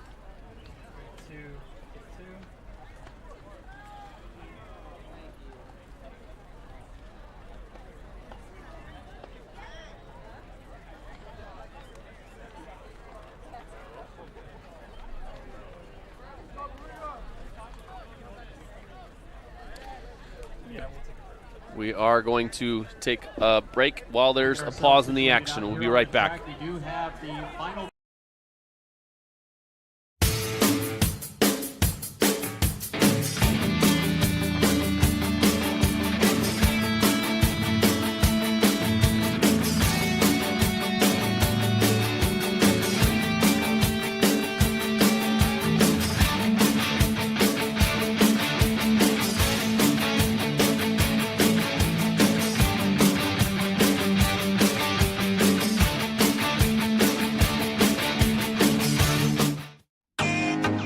Can't get to a computer? Then we've got you covered.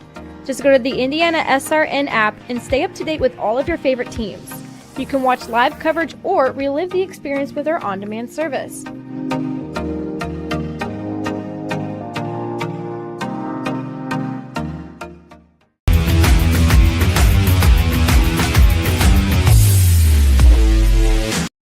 first, me and my mom were struggling. I was trying to pay the bills and trying to take care of my mom at the same time. When I first heard that I can get paid for taking care of my mom, I was kind of skeptical because I had been doing it for so many years without pay. That's when I reached out to Passion to Care. I read all the reviews and I saw that they were #1 in the field. Passion to Care has really, really changed my life. Right now, I take care of my mom 24/7 thanks to Passion to Care.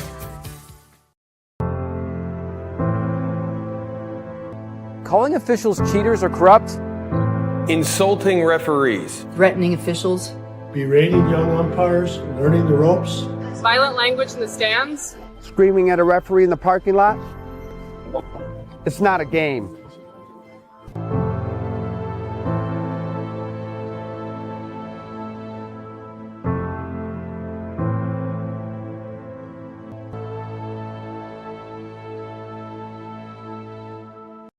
We encourage you to follow us on Twitter at IndianaSRN. Find upcoming games, video highlights, and much more. Follow us now at IndianaSRN. Thinking about what to do after high school? Consider a career with Boilermakers Local 374. As a Boilermaker apprentice, you'll earn while you learn. We offer excellent wages and benefits, and as part of our no-cost hands-on apprenticeship program, you'll learn from the best in state-of-the-art training centers and on the job. Become a union Boilermaker and get on your way to a great career. Find out more, visit www.local374.org or call 219-845-1000. We are pioneers. We are the next generation of inventors, creators, teachers, and leaders. We think critically, work collaboratively. Always learning, growing, doing. We care deeply about people and the planet. Facing challenges together. A place for the curious, the bold, and the go-getters. At Transylvania University, we pursue bold paths. We encourage you to follow us on Twitter at IndianaSRN. Find upcoming games, video highlights, and much more. Follow us now at IndianaSRN. From warehousing to transportation and everything in between, Piper Logistics does it all. Centrally located, Piper Logistics has 2 warehouses in Indianapolis and a warehouse in Cincinnati, Ohio.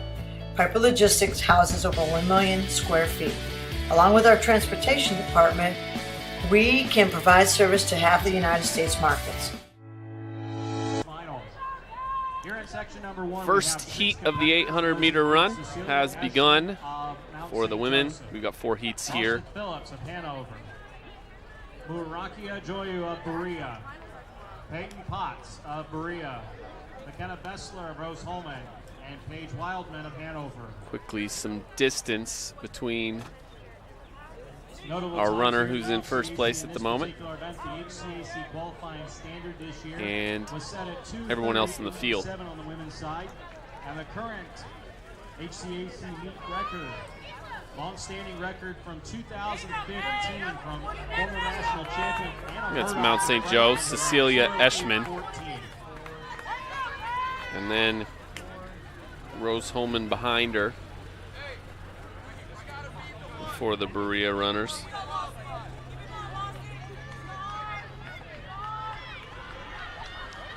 This is 2 ups around the track, is that correct?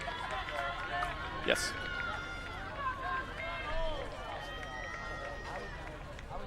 And I believe we've only got 4 runners in this heat.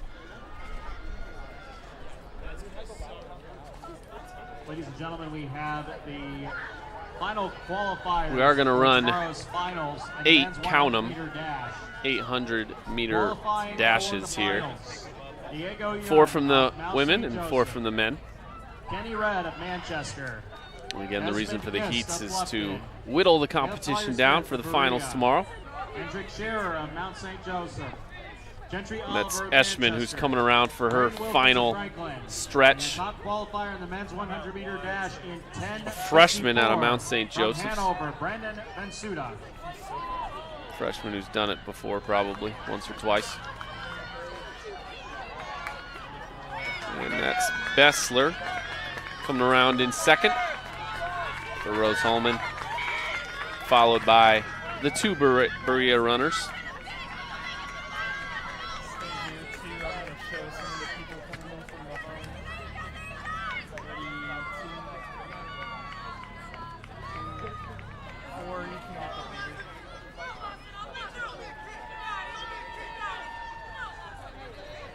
You're on the far end forward. Games committee. So our first place winner. Please report to the athletic trainers. There's a correction, I believe. Paige Wildman from Hanover. Second is McKenna Bessler from Rose-Hulman. Third is Cecilia.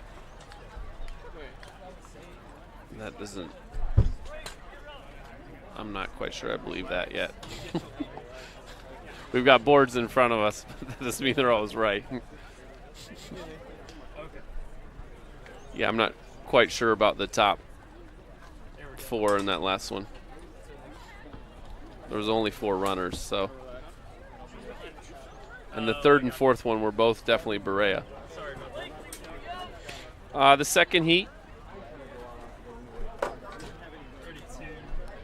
Blaine Eisen from Hanover. Check that. Try again.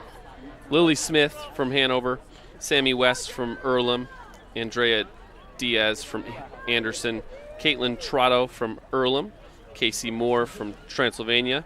And Jocelyn Onstadt, who, again, we saw definitely earlier, from Rose-Hulman.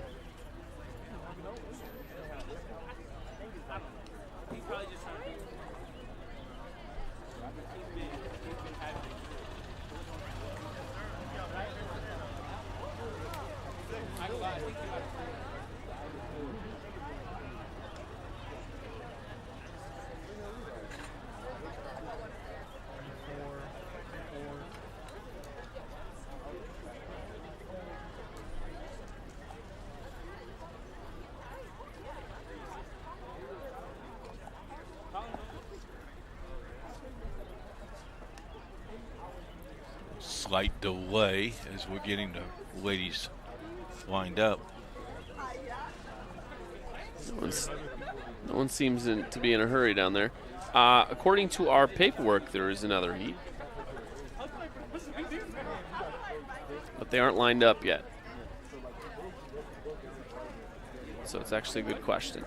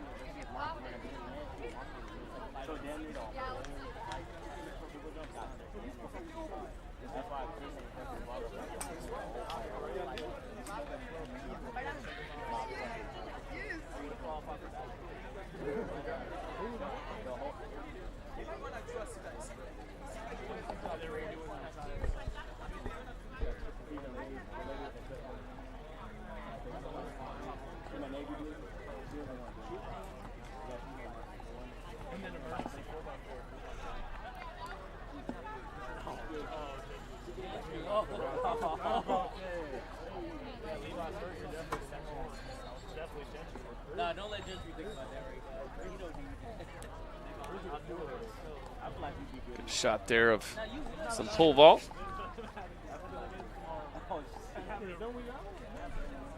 Looks like the women are done over there and transition to the men.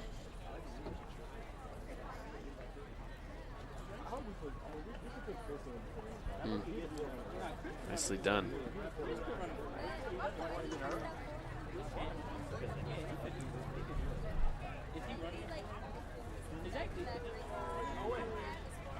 Pole vault, one of those competitions you have to wonder who was the first one to try pole vault. That's up in the sky right there, buddy.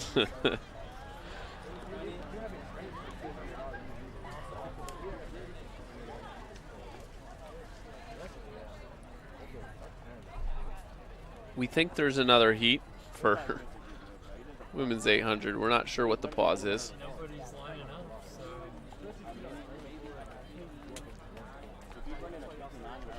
I mean, if they only ran 4 in the last one, would they do it better?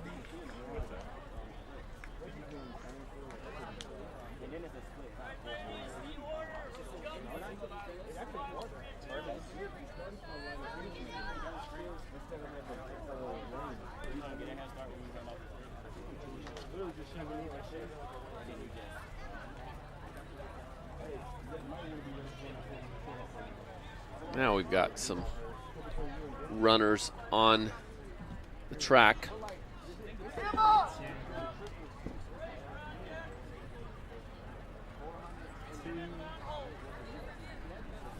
Looks like they're lining up.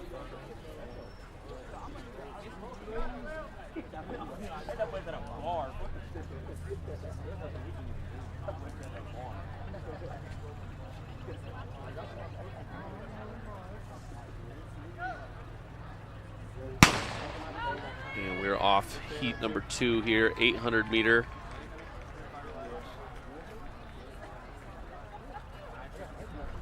I believe that's on Stott again on the outside. She's going to look to cut in right about now. Sammy West of Earlham, Andrea Diaz of Anderson, Caitlin Trotto of Earlham, Casey Moore of Transylvania, and Jocelyn Onstadt of Rose-Hulman. There's 4 of them up there together that could make a run at this thing. Onstadt in front. Rose-Hulman. Come out nice and wide, too.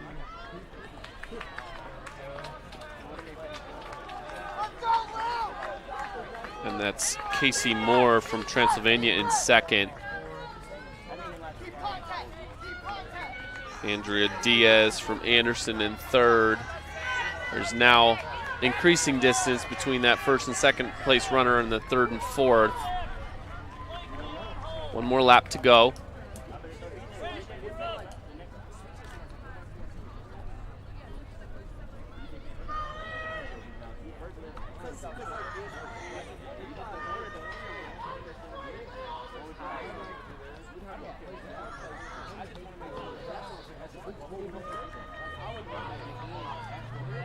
And then that's Earlham runners in 5th and 6th, respectively.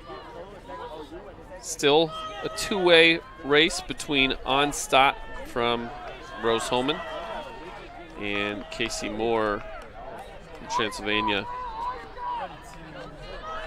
as they prepare for their final home stretch. First and second place runners pretty much running together. It's going to be Onstadt. There's the kid. And third and fourth, not far from each other, and then 5th and 6th right with each other.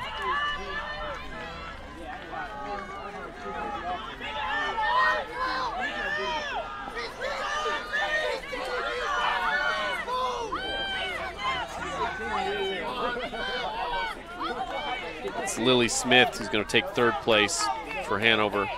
Again, 5 of these 6 freshmen or sophomores.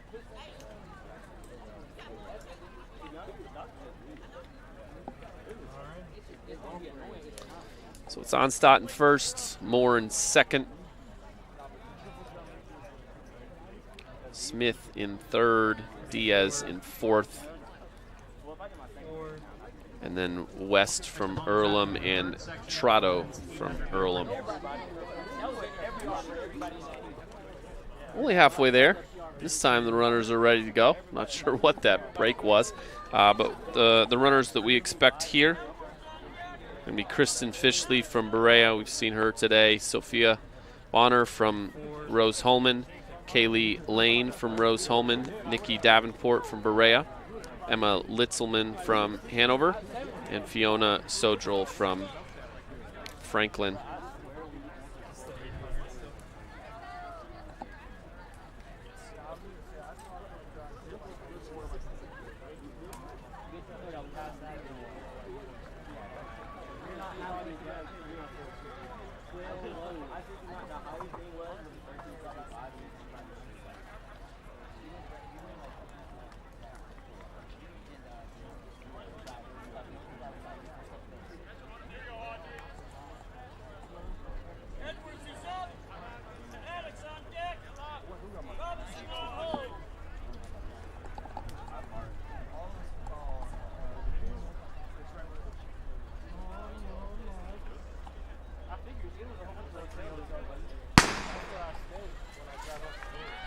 We go, heat number 3.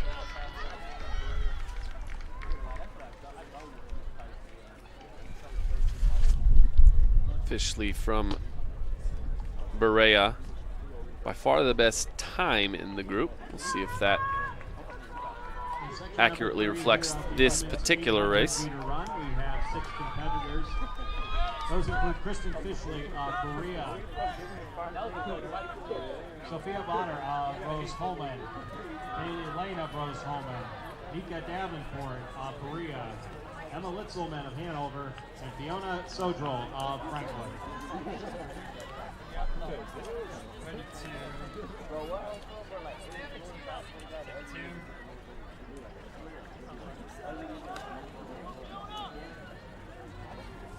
And that is Fishley out in front for Berea.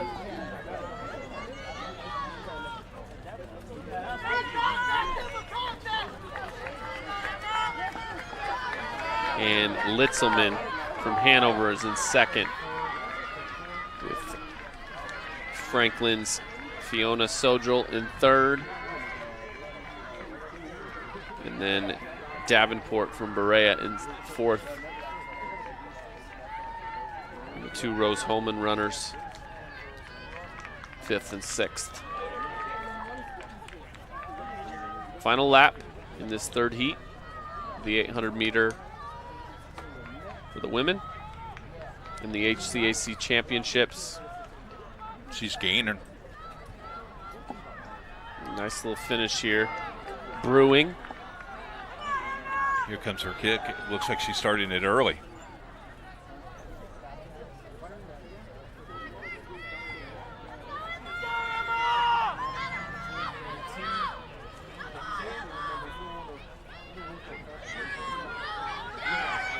We're going to have a tight one down to the end here, Chris. It's Fishley in first still.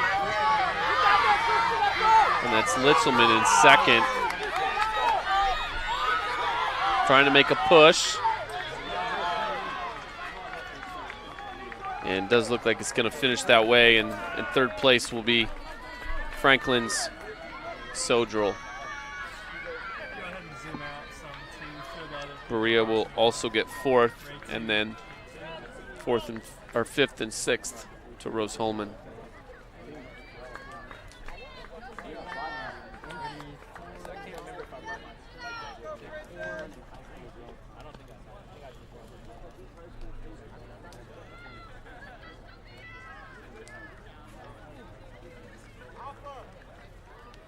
One more heat to go, we think. This one will be Madison Murder from Anderson, Sophie Richards from Transylvania, Kaylin Batchel from Franklin. Mount St. Joe from, Julia Gooding from Mount St. Joe. Libby Perkins from Transylvania.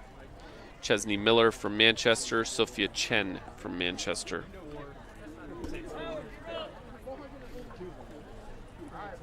This will be the last one on the women's side, but we do expect the same number of heats for the men. And there we go. Our final competitors here in the women's 800, we have Madison Murder of Anderson, Sophie Richards of Transylvania, Caitlin Bachel of Franklin, Julia Gooding of Mount St. Joseph, Libby Perkins of Transylvania. Get to that 100-meter mark, and the runners creep over to the inside lane. A lot of competition for this one. The pack is staying relatively even early on in this first lap.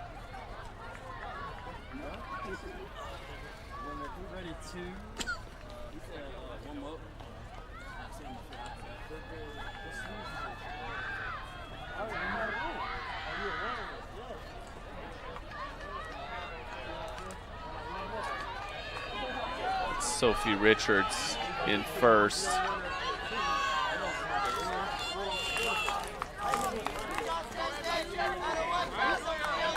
Manchester's in second and third. But again, that pack of at least the first four, very much within striking distance with the right kick.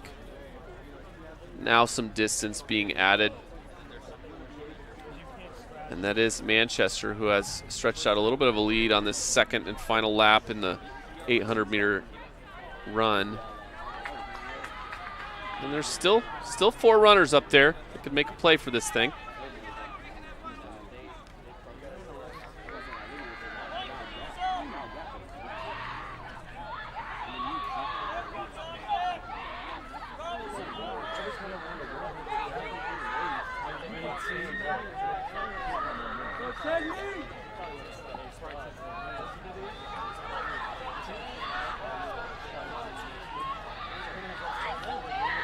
Oh, she looked behind. She did look behind. She looked behind. That's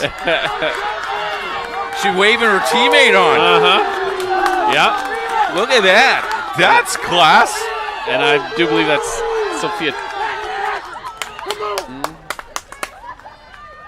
Chesney Miller from Manchester, I believe. In front. We'll find out officially.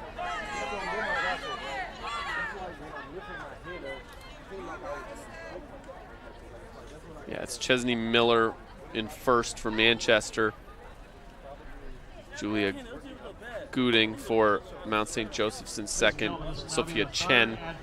And I think that's what Miller was doing, was turning around and talking to encourage her to get to third base. Chen, yeah. Third place. Yeah. And Sophia Richards in fourth. Libby Perkins in fifth. Kaylin Bachel in sixth. And then Madison Murder from Anderson in seventh. That's the fun thing about sports, though. You see that little human gesture. Oh, yeah. Look behind. Yeah. Cheer your teammate on. Yeah. We will run the same format as we had with the women's competition. Top two individuals in each race will advance. We will not be taking any best times. We will have 4 sections, and there will be a total of 30 athletes.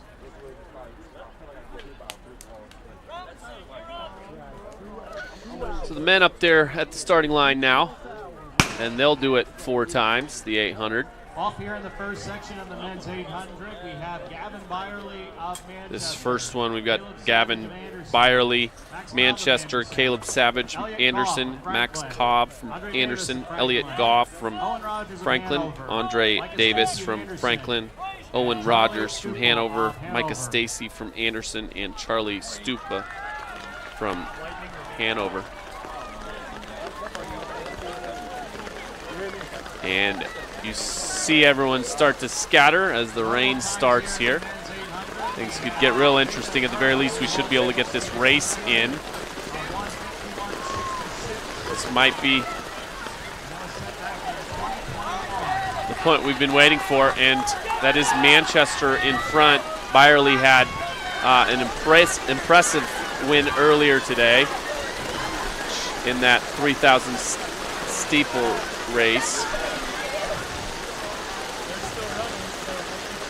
We're gonna, at the very least, get the end of this first heat for the men. Still Byerly out in front for Manchester, but he is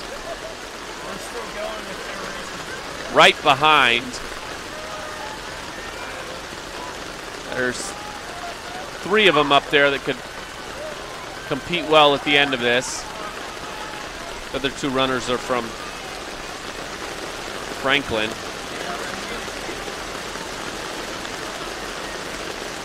Byerly still in front as he clears his final turn. He has a glance back, and that one could be dangerous there.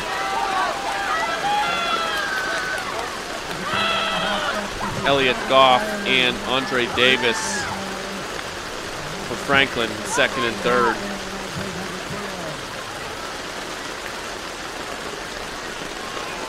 It's going to be Gavin Byerly in front, Elliott Goff in second, and Andre Davis in third.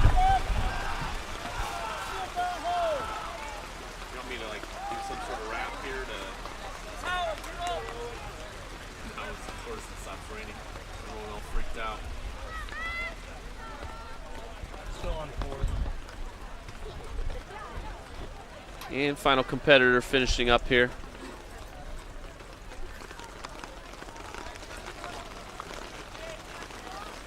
The rain softened pretty quickly as everyone went running for their tents, ourselves included to some degree.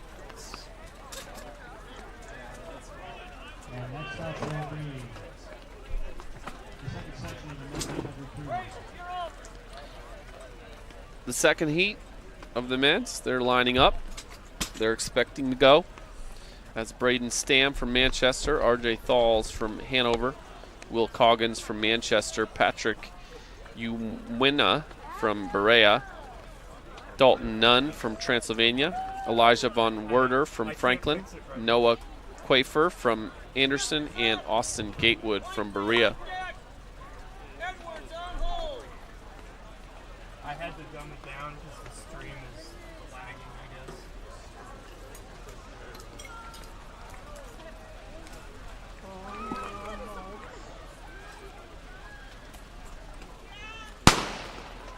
There we go. This is heat number 2 for the men's 800.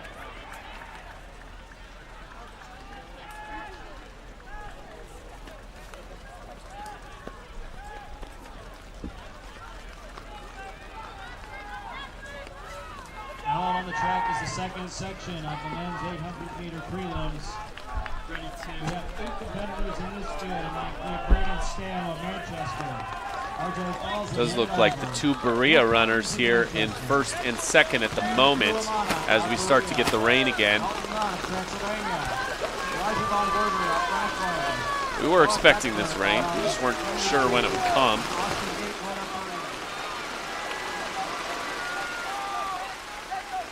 And yes, that's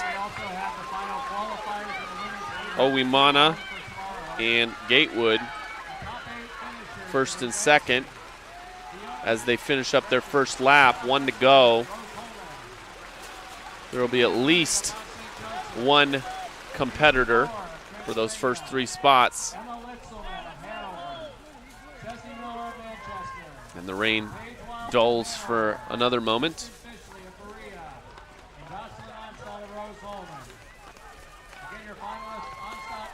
It'll be a fight for first, second, and third at the very least.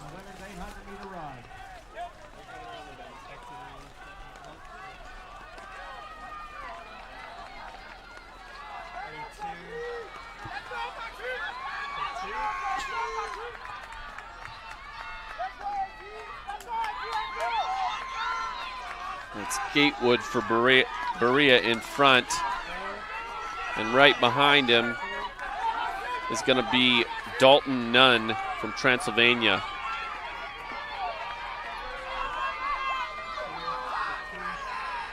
As there's a fight for 4th, 5th, and 6th.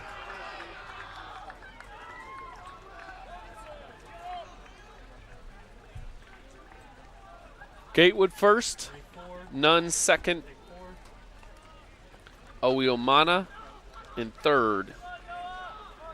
So the home team, Berea, takes 2 of the first 3 spots in that heat for the men. 800 meters. We're supposed to have 2 more. No one's getting on the track at the moment.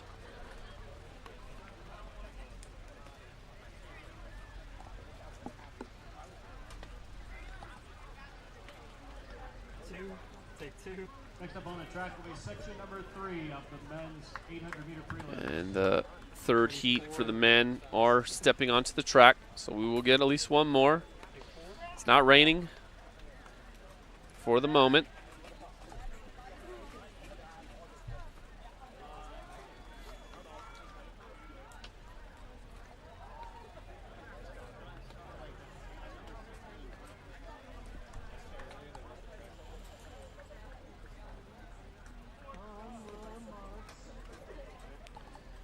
This one's going to be Hagen Schoolfield from Transylvania, Jared Rudbush from Bluffton, Jonah Richards from Manchester, Morgan Stratton from Rose-Hulman, Brady Socha from Rose-Hulman, Jacob Miller from Hanover, Nate Very from Transylvania, and Owen Trotto from Earlham.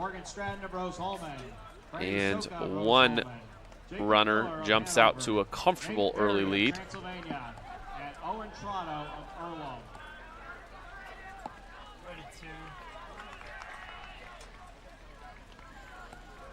There's 4 runners within striking distance of that first spot.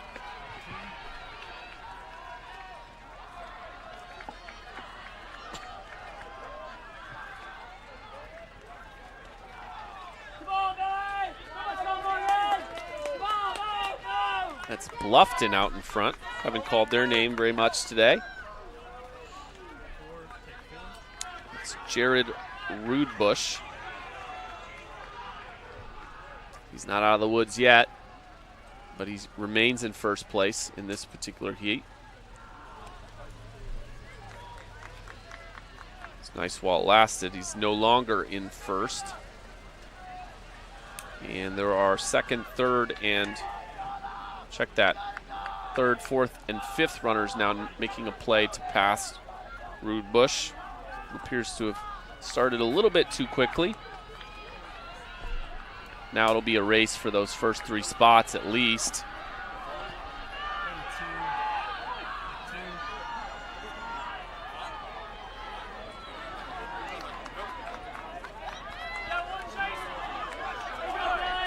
And that's Transylvania in first and Rose-Hulman in second and third. Schoolfield in first. Stratton and Socha in second and third.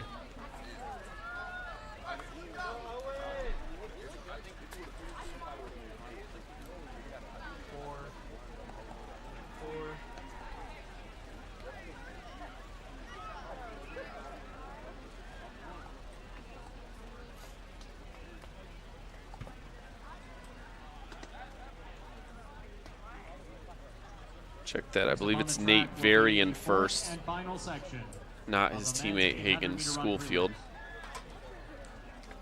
And that is Socha and Stratton in second and third. And the men quickly jump out there for the 4th heat.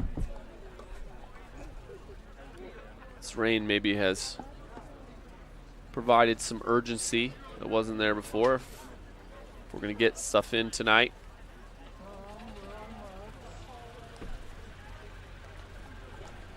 This one is Ethan Rose from Earlham, Will Boshin from Rose-Hulman, Jacob Miller from Mount St. Joe, Elanir Rojas Hernandez from Earlham, Alejandro Clark from Rose-Hulman, Nathan Furnish from Franklin, Michael Pacheco from Earlham,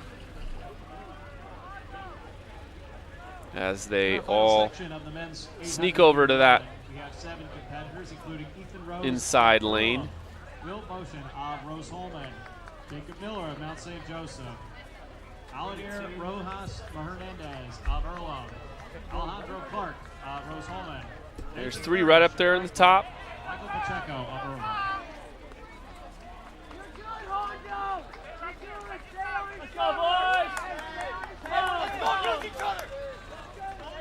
Rose Holman there in 2nd and 3rd.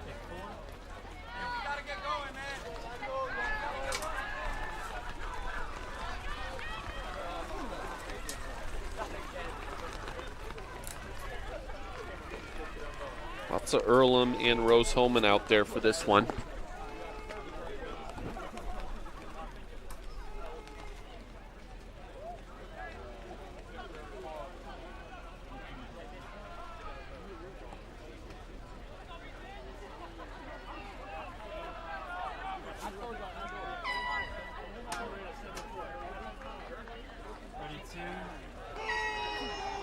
Ladies and gentlemen, we have lightning in the area. Just an announcement there about lightning in the area, so this is probably going to be at least the final one for now.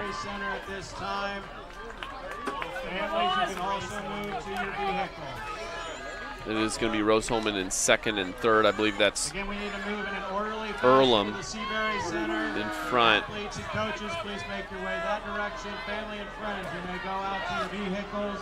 We have lightning in the area. We will be suspended at this time.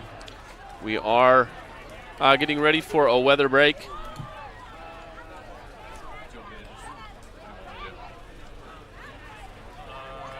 us to a break. We'll come back.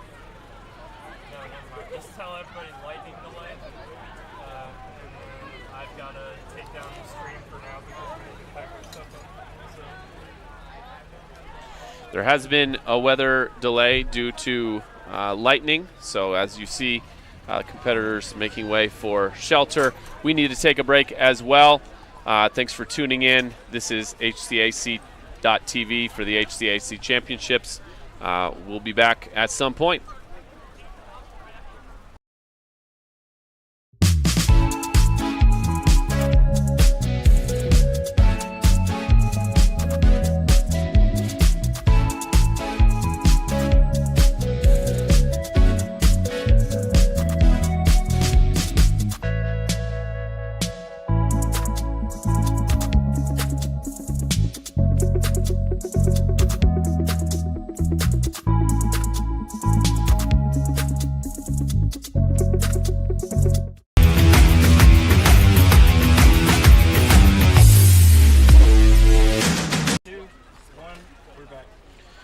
Welcome back to HCAC.TV. We're under weather delay. There has been lightning in the area, so we are going to take a break for the evening.